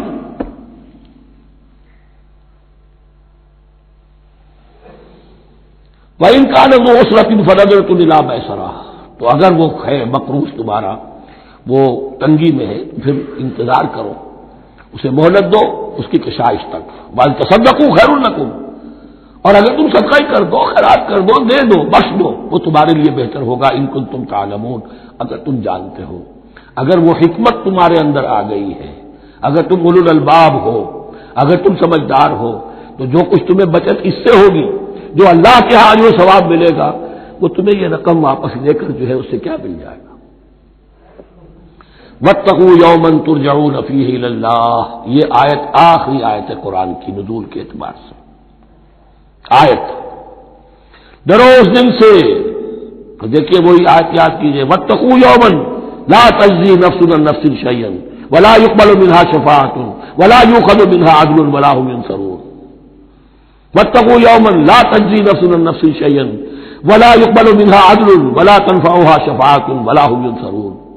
وَاتَّقُوا يَوْمًا تُرْجَعُونَ فِيهِ إِلَى اللَّهِ، ڈرو اس دن سے جس دن کے لوٹا دیے جاؤ گے تم اللہ کی طرف. ثُمَّ تُوَفَّىٰ كُلُّ نَفْسٍ مَّا كَسَبَتْ، پھر ہر جان کو پورا پورا دے دیا جائے گا جو کمائی اس نے کی ہوگی. وَهُمْ لَا يُظْلَمُونَ، اور ان پر کوئی ظلم نہیں ہوگا.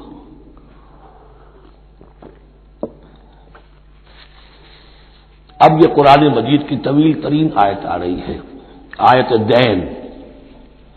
کوئی قرض کا معاملہ ہے، کوئی قرض کا معاملہ ہے کہ آپ نے کسی کو قرض دیا، یا کوئی کاروباری معاملہ ہے، اشتراک ہے جس میں کہ جو بھی ہوگا بعد میں نتائج نکلیں گے.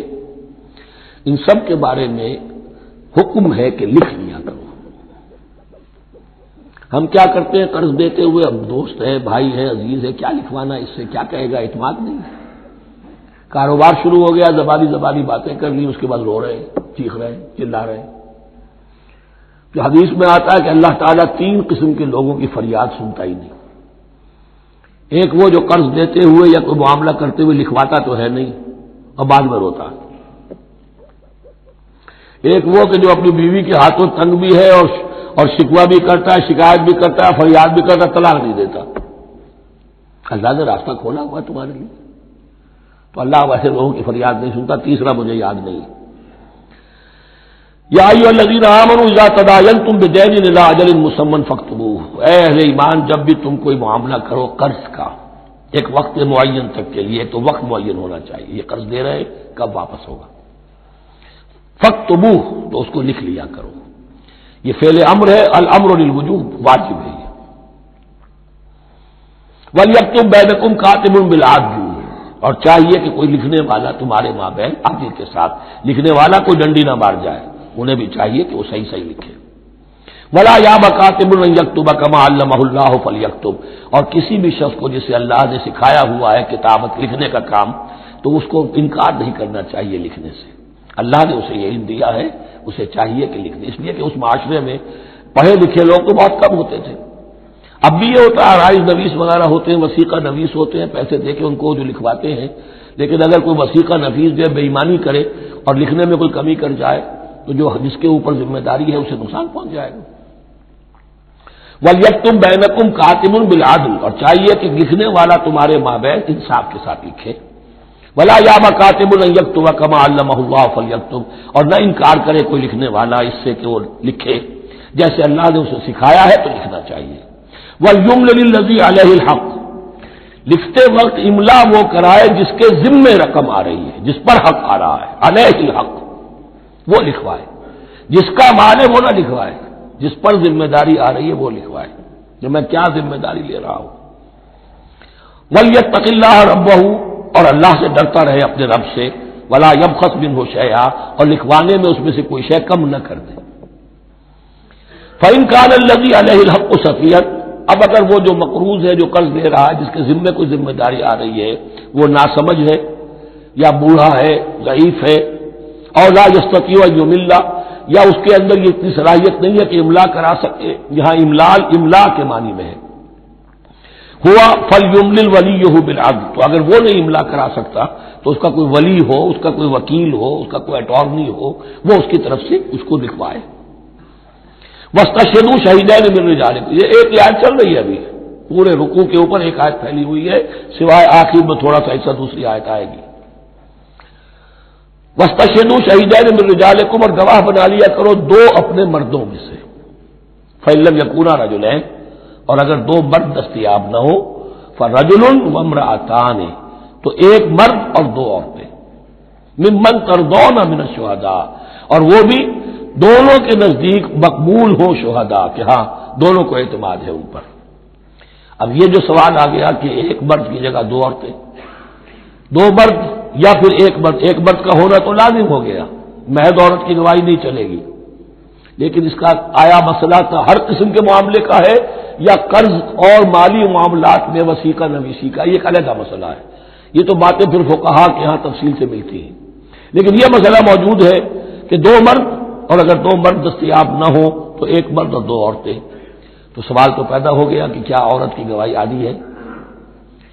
ان تضل احداہما فتذکر احداہما الاخری، مبادا ان میں سے کوئی ایک بھول جائے تو یاد کرا دے دوسری۔ عقلی سوال پیدا ہو گیا، کیا مرد نہیں بھول سکتا؟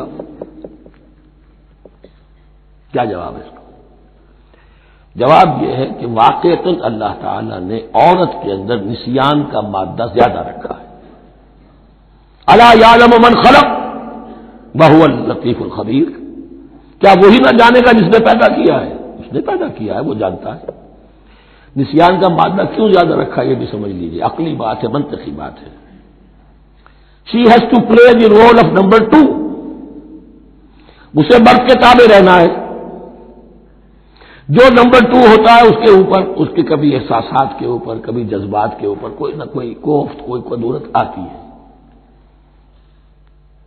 اور اس میں اللہ تعالیٰ نے ان کا سیفٹی والو رکھا ہوا بھول جانا، اگر بھولنا نہ ہو، یاد بازی عذاب ہے یارب چھین لے مجھ سے حافظہ میرا، یہ نسیان جو ہے یہ بھی ایک بہت بڑی نعمت ہے، ورنہ تو کوئی صدمہ دل سے اتری نا، کوئی غصہ کبھی ختم ہوئی نا، تو بھولنے کا معاملہ یہ سیفٹی ویلو اللہ نے عورت میں زیادہ رکھا ہے، اس لیے کہ اسے مرد کے تابع ہو کر رہنا ہے، اور جب تابع ہو کر رہنا ہے تو اسے زیادہ اس کے احساسات پہ، جذبات پر زیادہ مواقع آئیں گے کہ اس کو کچھ دک پہنچے، اس کے لیے یہ سیفٹی ویل کے نسیان ہے، یہ زیادہ رکھ دیا گیا ہے۔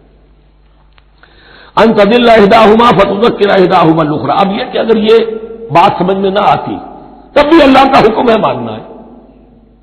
اگر فکس کیپٹل اور فلوئڈ کیپٹل کا فرق سمجھ میں نہیں آتا تب بھی بے حلال ہے ربا حرام ہے. اللہ خیر اللہ احل اللہ البیع وحرم الربا. لیکن اگر حکمت سمجھ میں آ جائے تو نور علی نور. ولا یأبى الشهداء اذا ما دعوا. اور نہ انکار کریں گواہ جب کہ ان کو بلایا جائے. اب گواہی کے لیے بلایا جائے تو گواہ نہیں آ رہے, دخلا کر رہے, نہیں, ان کو آنا چاہیے. ومن اسلم ممن کتم شہادۃ من اللہ ہے, جو اللہ کی کوئی گواہی جو ہے اگر چھپائی ہے تو بہت بڑا ظلم ہے. ولا تسأموا, اور اس سے تھکو مت, کسل مت کرو, سستی مت کرو, ان تکتبوہ, کہ تم لکھو اسے صغیرا اور کبیرا, چاہے چھوٹا معاملہ ہو چاہے بڑا ہو, الی اجلہ, وقت معین کے لیے. اتنا قرض دے رہا ہوں, اتنے وقت میں آپ نے مجھے لوٹانا ہے. اس کے بعد آپ بڑھا سکتے ہیں, آپ دیکھ سکتے ہیں, اسے مزید مہلت دے سکتے ہیں. ایسے ہی حالات ہیں تو آپ معاف بھی کر سکتے ہیں. لیکن یہ کہ جب لکھنا ہے, حکم دیا جا رہا ہے, تو اس میں اجل معین ہو الی اجلہ, اور اس میں چھوٹے بڑے کی تفریق نہ کرو, چاہے چھوٹا مسئلہ بڑا لکھ لو. ذالکم اقسط عند اللہ, یہ اللہ کے نزدیک بھی زیادہ مبنی بر انصاف ہے. واقوم للشہادہ, اور گواہی کے لیے زیادہ قوی ہوگا اور زیادہ درست ہوگا. لکھی ہوئی شے ہوگی تو اب معاملہ جو ہے بہت واضح رہے گا, ورنہ زبانی یادداشت کے اندر کہیں کہیں جو ہے تعبیر ہی میں فرق ہو جاتا. وعدنا اللہ ترتابوا, اور یہ اس کے بہت قریب ہے کہ تم بھولو گے نہیں. الا ان تکون تجارتا حاضرۃ تدیرونھا, الا یہ کہ کوئی لین دین ہو, تجارت ہو جو حاضر ہوتی ہے دست بدست. آپ نے سودا لیا, اس نے پیسے دے دیے, اب کیش بھی وہ دے دیجئے کہ آپ دینا چاہیں تو, ورنہ یہ شریعت میں لازم نہیں ہے. اگر ایسا دست بدست کا معاملہ ہے تو پھر یہ ہے کہ وہ تو ہو گیا ایکسچینج, وہ مال جو ہے دکاندار نے مال دیا, آپ نے پیسے دے دیے, اس کے لکھنے کی ضرورت نہیں ہے. الا ان تکون تجارتا حاضرۃ تدیرونھا بینکم, تو اگر وہ تجارت ہو کہ نقد تمہاری چلتی ہے, آپس میں لین دین ہو رہا ہے, فلیس علیکم جناح الا تکتبوھا, تو کوئی حرج نہیں ہے تم پر کہ اسے نہ لکھو. واشهدوا اذا تبایعتم, اور گواہ بنا لیا کرو جب کوئی مستقبل کا سودا کرو. یہ بیع سلم جو ہوتی ہے یہ مستقبل کا سودا ہے, قرض کا سودا ہے. بیع سلم بھی ایک طرح کا قرض ہے. آج آپ طے کرتے ہیں کسی شخص سے, کسی کاشتکار سے, زمیندار سے, کہ اگلا موسم جو آئے گا فصل کا, گیہوں کی فصل کا, تو اتنے روپے من کے حساب سے 500 من گندم میں آپ سے لوں گا. یہ بیع سلم کہلاتی ہے, اور اس میں لازم ہے کہ پوری قیمت ابھی ادا کر دیں. لیکن اس میں بھی کہ اس وقت آپ کو اتنی گندم دینی ہے, اس کو لکھوا لو اور اس پر 2 گواہ بنا لو. واشهدوا اذا تبایعتم ولا یضار کاتب ولا شہید, اور نہ نقصان پہنچایا جائے کسی لکھنے والے کو یا گواہ کو, اور نہ نقصان پہنچائے کوئی لکھنے والا یا گواہ. یہ یضار دونوں کے لیے آ جائے گا, یہ معروف بھی ہے اور مجور بھی ہے. نہ ضرر پہنچایا جائے اور نہ ضرر پہنچائے, نہ کوئی کاتب اور نہ کوئی شہید گواہ. وَإِن تَفْعَلُوا, اگر تم ایسا کرو گے, نقصان پہنچاؤ گے, فَإِنَّهُ فُسُوقٌ بِكُمْ, تو یہ تمہارے لیے بہت بڑے گناہ کی بات ہوگی. وَاتَّقُوا اللَّهَ, اللہ سے ڈرو. وَيُعَلِّمُكُمُ اللَّهُ, اللہ تمہیں تعلیم دے رہا ہے. وَاللَّهُ بِكُلِّ شَيْءٍ عَلِيمٌ, اللہ ہر چیز کا علم رکھنے والا ہے. یہ ایک آیت ہوئی ہے.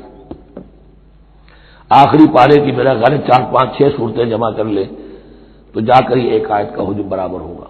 جو میں نے کہا تھا کہ آیات کی تعین توقیفی ہے, یہ ہمارے حساب کتاب سے, گرامر سے, منطق سے, علم بیان سے کوئی تعلق نہیں اس کا. وَإِن كُنتُمْ عَلَىٰ سَفَرٍ, اور اگر تم سفر پر ہو, وَلَمْ تَجِدُوا كَاتِبًا, اب وہاں کوئی لین دین کا معاملہ ہو گیا, قرض کا ہو گیا, کاتب کوئی ہے نہیں. فَرِحَانٌ مَقْبُوضَةٌ, تو کوئی گروی شے رکھ لو قبضے میں. فلاں شے آپ کے قبضے میں رہے گی, آپ اتنے پیسے مجھے دے دیجئے, میں جب یہ واپس کر دوں گا اپنی چیزیں آپ, میری چیز مجھے لوٹا دیجیے. یہ رہن ہے مقبوضہ. لیکن رہن سے کوئی فائدہ اٹھانے کی اجازت نہیں, وہ سود ہو جائے گا. اگر مکان رہن میں رکھا گیا ہے, قبضہ تو ہوگا اس کا, لیکن یہ کہ وہ اس کا کرایہ نہیں دے سکتا, کرایہ مالک ہو جائے گا, اس سے کوئی استفادہ نہیں کر سکتا اس مال سے. رہان مقبوضہ. فَإِنْ أَمِنَ بَعْضُكُمْ بَعْضًا, پھر اگر کوئی شخص اب اطمینان کرتا ہے اور اعتبار کرتا ہے تم میں سے بعض کسی بعض کا, فَلْيُؤَدِّ الَّذِي اؤْتُمِنَ أَمَانَتَهُ، تو اب چاہیے اس شخص کو کہ جس کے اوپر یہ امانت آئی ہے، اگرچہ اس کے پاس رہن دینے کو کچھ نہیں تھا، یا یہ کہ دوسرے بھائی نے اس پر اعتماد کیا اور اس کی وجہ سے کوئی شے رہن نہیں لی، تو اب اس سے کوئی غلط فائدہ نہ اٹھائے، وہ گویا کہ اس کے پاس جو اس نے قرض لیا امانت ہے، اس کے پاس وہ امین بنایا گیا ہے۔ فَلْيُؤَدِّ الَّذِي اؤْتُمِنَ أَمَانَتَهُ، کہ آپ اپنی امانت واپس لوٹائے، وَلْيَتَّقِ اللَّهَ رَبَّهُ، اور ڈرے اللہ سے جو اس کا رب ہے، وَلَا تَكْتُمُوا الشَّهَادَةَ، اور دیکھو گواہی کو چھپایا نہ کرو، وَمَن يَكْتُمْهَا فَإِنَّهُ آثِمٌ قَلْبُهُ، اور جو کوئی گواہی کو چھپائے گا تو اس کا دل گناہ میں مبتلا ہو جائے گا، دل داغدار ہو گیا تو رہ کیا گیا۔ واللہ بما تعملون علیم، اور جو کچھ تم کر رہے ہو اللہ اسے جانتا ہے۔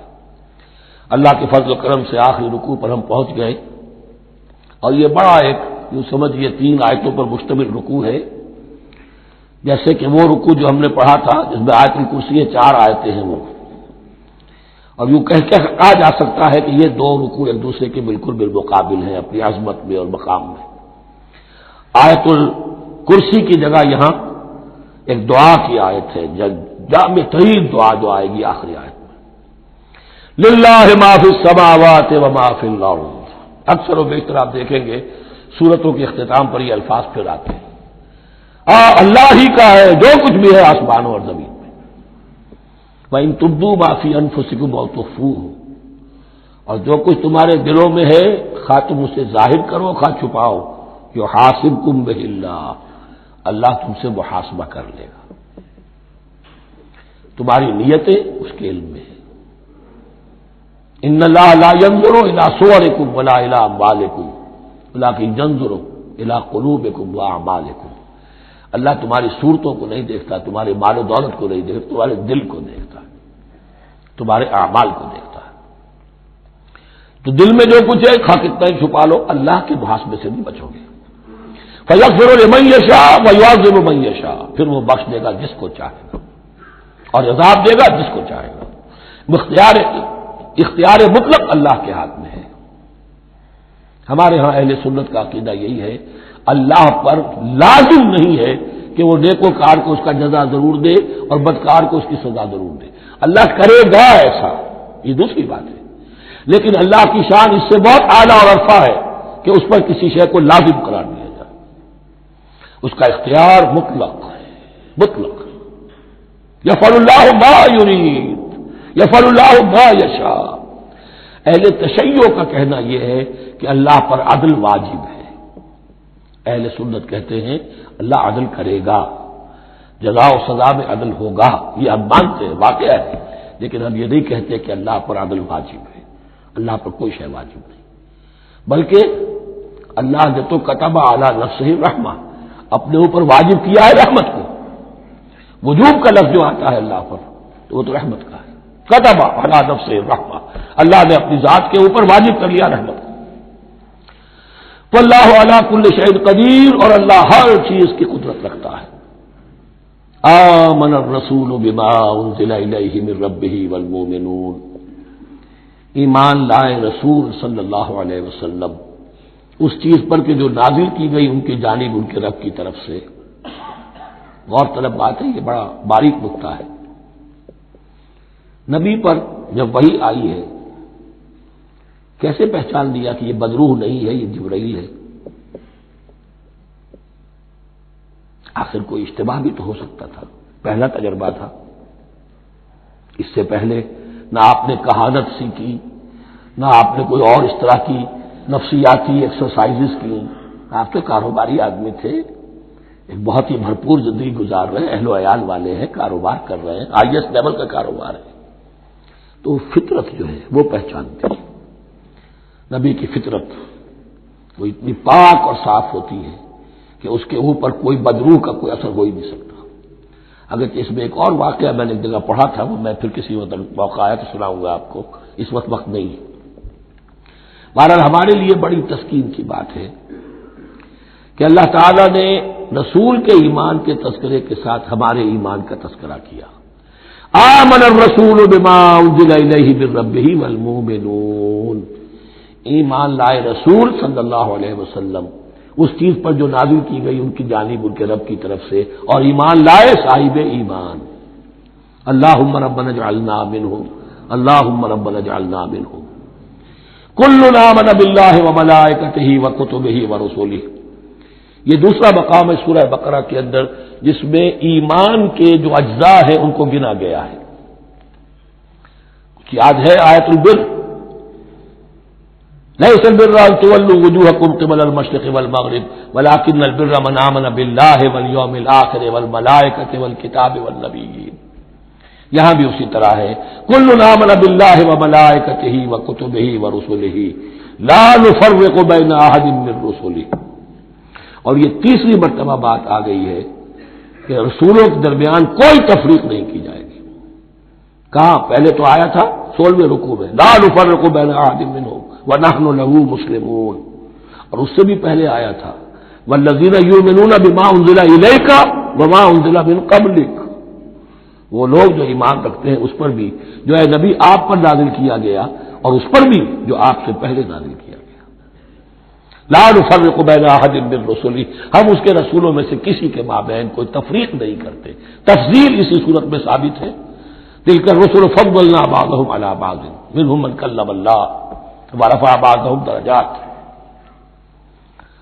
وقالوا سمعنا واطعنا، وہی بات کہ جو کہی گئی تھی جب ان سے کہا گیا تھا واسمعوا، کیا کہا تھا انہوں نے؟ سمعنا واطعنا، سمعنا واطعنا، وہ کہتے ہیں ہم نے سنا اور مانا۔ غفرانک ربنا، ہماری درخواست ہے پروردگار تیری بخشش مانگتے ہیں۔ غفرانک، نون پر زبر ہے، مفعول ہے، نسألو کا غفرانک، اے اللہ ہم تجھ سے سوالی ہیں، تجھ سے طلب کرتے ہیں، درخواست کرتے ہیں تیری مغفرت کا۔ وإلیک المصیر، اور تیری ہی جانب لوٹ جانا ہے۔ یہاں پر وہ ایمان بالآخرہ بھی آ گیا جو یہاں اوپر نہیں آسان۔ آمن باللہ وملائکتہ وکتبہ ورسلہ، پھر رسولوں کے ضمن میں لا نفرق بین احد من رسلہ، لیکن اس کے بعد وإلیک المصیر، مغفرت اور اللہ کی طرف ہی لوٹ جانا ہے ہمارا، اس میں ایمان بالآخرہ آ گیا۔ اب آخری آیت، لا یکلف اللہ نفسا الا وسعها، اللہ تعالی نہیں ذمہ دار ٹھہرائے گا کسی جان کو مگر اس کی وسعت کے مطابق۔ یہ بہت بڑے فضل و کرم والی آیت ہے، جیسے میں نے کہا تھا میگنا کارٹا جو ہے انسانی حقوق کا، کہ اجیب دعوت الداع اذا دعان، جہاں بھی مجھے کوئی پکارے، جب پکارے میں اس کی پکار سنتا ہوں، قبول کرتا ہوں۔ ہاں فلیؤمنوا بی فلیستجیبوا لی، انہیں بھی چاہیے کہ میرا کہنا مانے۔ دو طرفہ بات چلے گی، یک طرفہ نہیں۔ میری مانو، اپنی منواؤ، تم دعائیں کرو گے ہم قبول کریں گے، تم ہماری بات نہیں مانتے پھر تمہاری دعا تمہارے منہ پر دے ماری جائے گی۔ کرتے رہو قنوت نازلہ 40 دن کے 80 دن پڑھتے رہو، ڈھاکہ تو بیٹھ ہی جائے گا، بیٹھ گئے۔ یہودیوں سے شکست تو ہو ہی جائے گی، ہو گئی۔ کرتے رہو، حرمین میں پڑھتے رہو قنوت نازلہ، مکے میں پڑھو، مدینے میں پڑھو، پوری دنیا میں پڑھو۔ اللہ کو پیٹھ دکھائی ہوئی ہے، اس کے دین کو پاؤں تلے روندا ہوا ہے، اللہ کے باغیوں سے دوستی ہے۔ کسی نے قبلہ ماسکو کو بنایا تھا اور کسی نے واشنگٹن کو بنایا تھا، تمہاری دعائیں کیسے قبول ہوں؟ لیکن یہ جو آیت ہے یہ اس اعتبار سے بہت بڑی رحمت کی آیت ہے کہ اللہ تعالیٰ کے ہاں وہ اندھے کی لاٹھی والا معاملہ نہیں ہے کہ تمام انسانوں سے محاسبہ ایک ہی سطح پر ہو۔ اللہ جانتا ہے کس کی کتنی وسعت ہے، اور وسعت کن چیزوں سے بنتی ہے۔ آپ کو کوئی اور جین ملے ہیں، مجھے کوئی اور جین ملے ہیں، انہیں کوئی اور جین ملے ہیں، یہ جینز،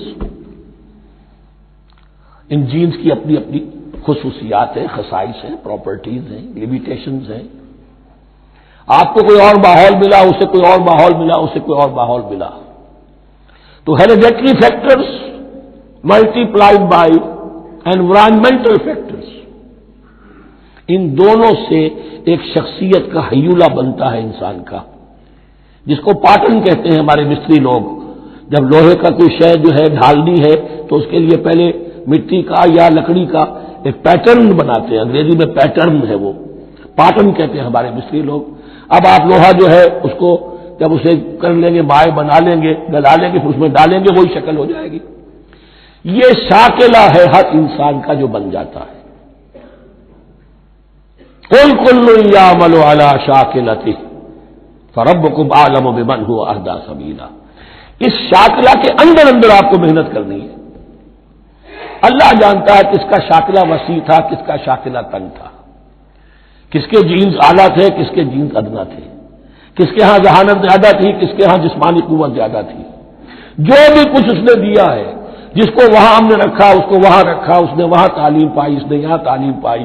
جو بھی انوائرمنٹل فیکٹرز آئے ہیں، جو بھی جینیٹک فیکٹرز آئے ہیں، سب اللہ کے علم میں ہے.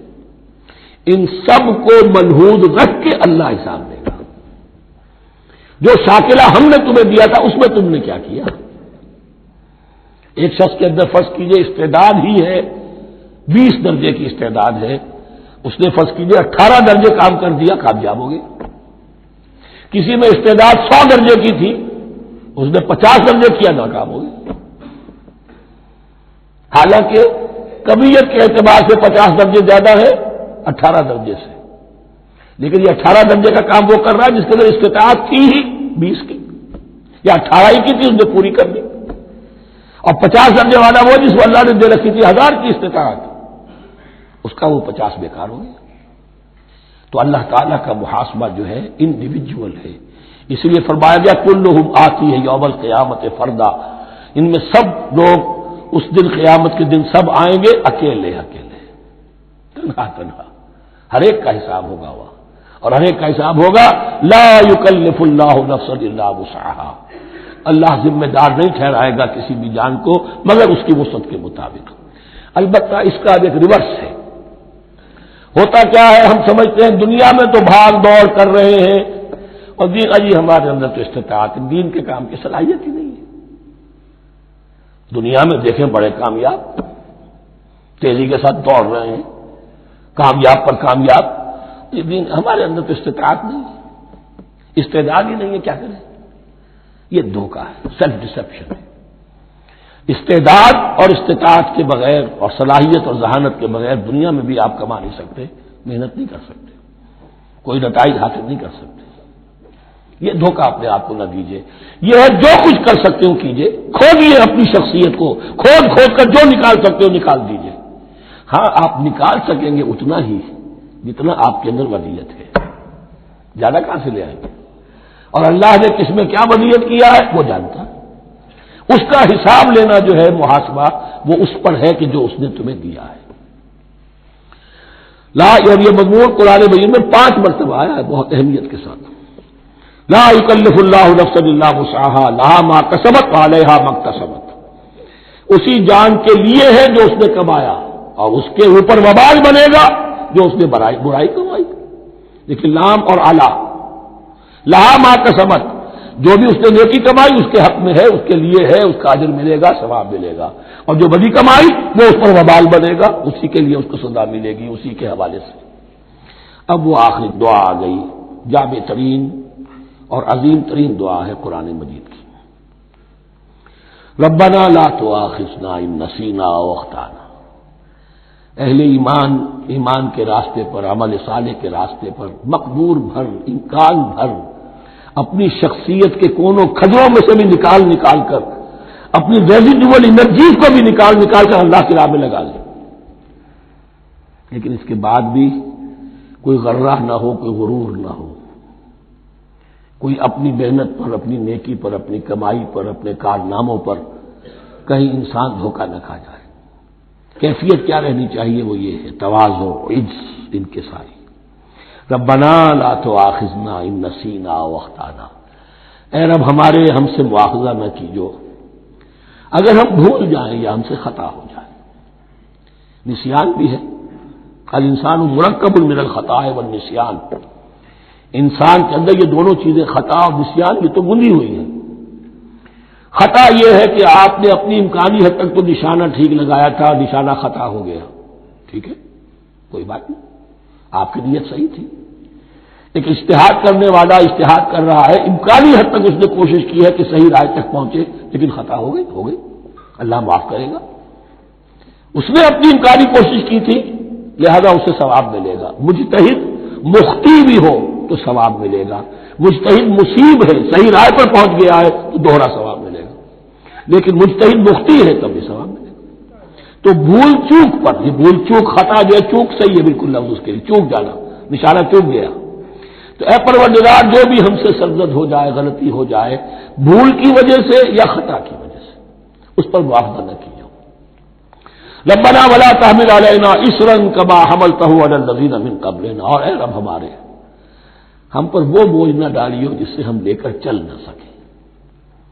دیکھیے ایک حمل ہوتا ہے جس سے حمال کا لفظ بنا ہے، جس کو لے کر انسان چلتا ہے۔ حمال اس بوری کو یا بوجھ کو اٹھا کر چل رہا ہے، جو آپ کی طاقت میں ہے اور جس سے لے کر آپ چل سکیں وہ ہے حمل، اور جو ہو آپ کو بٹھا دے، اسر اس کو کہتے ہیں۔ یہ لفظ سورہ اعراف میں پھر آئے گا، یضع عنہم اسرہم والاغلال التی کانت علیہم۔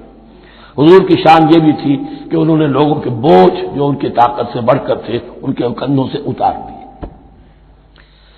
ربنا ولا تحمل علینا اصرا کما حملته علی الذین من قبلنا، اے اللہ تو نے بڑے بڑے بھاری بوجھ ہم سے پہلے لوگوں پر ڈالے۔ شریعت بھی پہلے بھاری تھی، بہت سے معاملات ہم نے دیکھ لیے، روزہ ہمارے لیے کتنا آسان کر دیا گیا، رات کو نکال دیا روزے سے، کہہ دیا خاص طور پہ کھاؤ پیو ضرور، سحری ضرور کرو، تسحروا فإن فی السحور برکہ، کتنی آسانی ہے۔ رات میں تعلق زن و شو کی اجازت ہے، وہاں ان کے روزے میں چپ بھی تھا، چپ بھی رہو، نہ کھاؤ نہ پیو، نہ تعلق زن و شو، نہ گفتگو، تو آسانی کی ہے۔ ان کے ہاں یوم سبت کا حکم تھا اتنا سخت، کوئی کام نہیں کرو گے۔ ہمارے ہاں وہ تھوڑے سے وقت کے لیے، اذا نودی للصلاۃ من یوم الجمعۃ فاسعوا الی ذکر اللہ وذروا البیع، اذان سے لے کر اور نماز کے ادا ہو جانے تک ہر کاروبار دنیاوی حرام ہے، لیکن اس سے پہلے اس کے بعد آپ کر سکتے ہیں، تو آسانی ہے۔ ربنا ولا تحمل علینا اصرا کما حملته علی الذین من قبلنا ربنا ولا تحملنا ما لا طاقۃ لنا به، اور اے رب ہمارے، ہم پر وہ بوجھ نہ عائد کی جو ہم پر ڈالیو جس کی کہ ہمارے اندر طاقت نہ ہو۔ واعف عنا، ہم سے درگزر فرماتا رہے، ہمیں معاف کرتا رہے، واغفر لنا، اور ہمیں بخشتا رہے۔ مغفرت کا لفظ جو ہے اس کو سمجھ لیجئے ڈھانپنا، مغفر کہتے ہیں خود کو، جو ہیملٹ پیٹرن ہوتا ہے تاکہ گولی جو ہے وہ سر پہ لگے تو یہ آپ کو بچا لے۔ مغفر خود پہنتے تھے تلوار کے وار سے سر کو بچانے کے لیے، سر کو ڈھانپا ہوا مغفر سے، تو گناہ کو اللہ تعالیٰ اپنی رحمت سے ڈھانپ دے۔ واغفر لنا، ہماری خطاؤں کی پردہ پوشی فرما دے۔ ورحمنا، اور ہم پر رحم فرما۔ انت مولانا، تو ہمارا مولا ہے، والی ہے، ہمارا پشت پناہ ہے، مددگار ہے۔ اللہ ولی الذین آمنوا یخرجہم من الظلمات الی النور فانصرنا علی القوم الکافرین، بس ہماری مدد فرما کافروں کے مقابلے میں۔ انہی الفاظ پر وہ دعا ختم ہوئی تھی جو طالوت کے ساتھیوں نے کی تھی علیہ الصلوۃ والسلام۔ اصل میں یہ دعا اب تلقین کی جا رہی ہے، مرحلہ سخت آ رہا ہے، مرحلہ سخت ہے اور جان عزیز، تاب لاتے ہی بنے گی آپ غالب۔ اب وہ مرحلہ آ رہا ہے، اس کے لیے تیار ہو جاؤ۔ یہ سارا حصہ جو ہے در حقیقت یہ تمہید ہے غزوہ بدر کی۔ بارک اللہ لی ولکم فی القرآن العظیم ونفعنی وإیاکم بالآیات والذکر الحکیم۔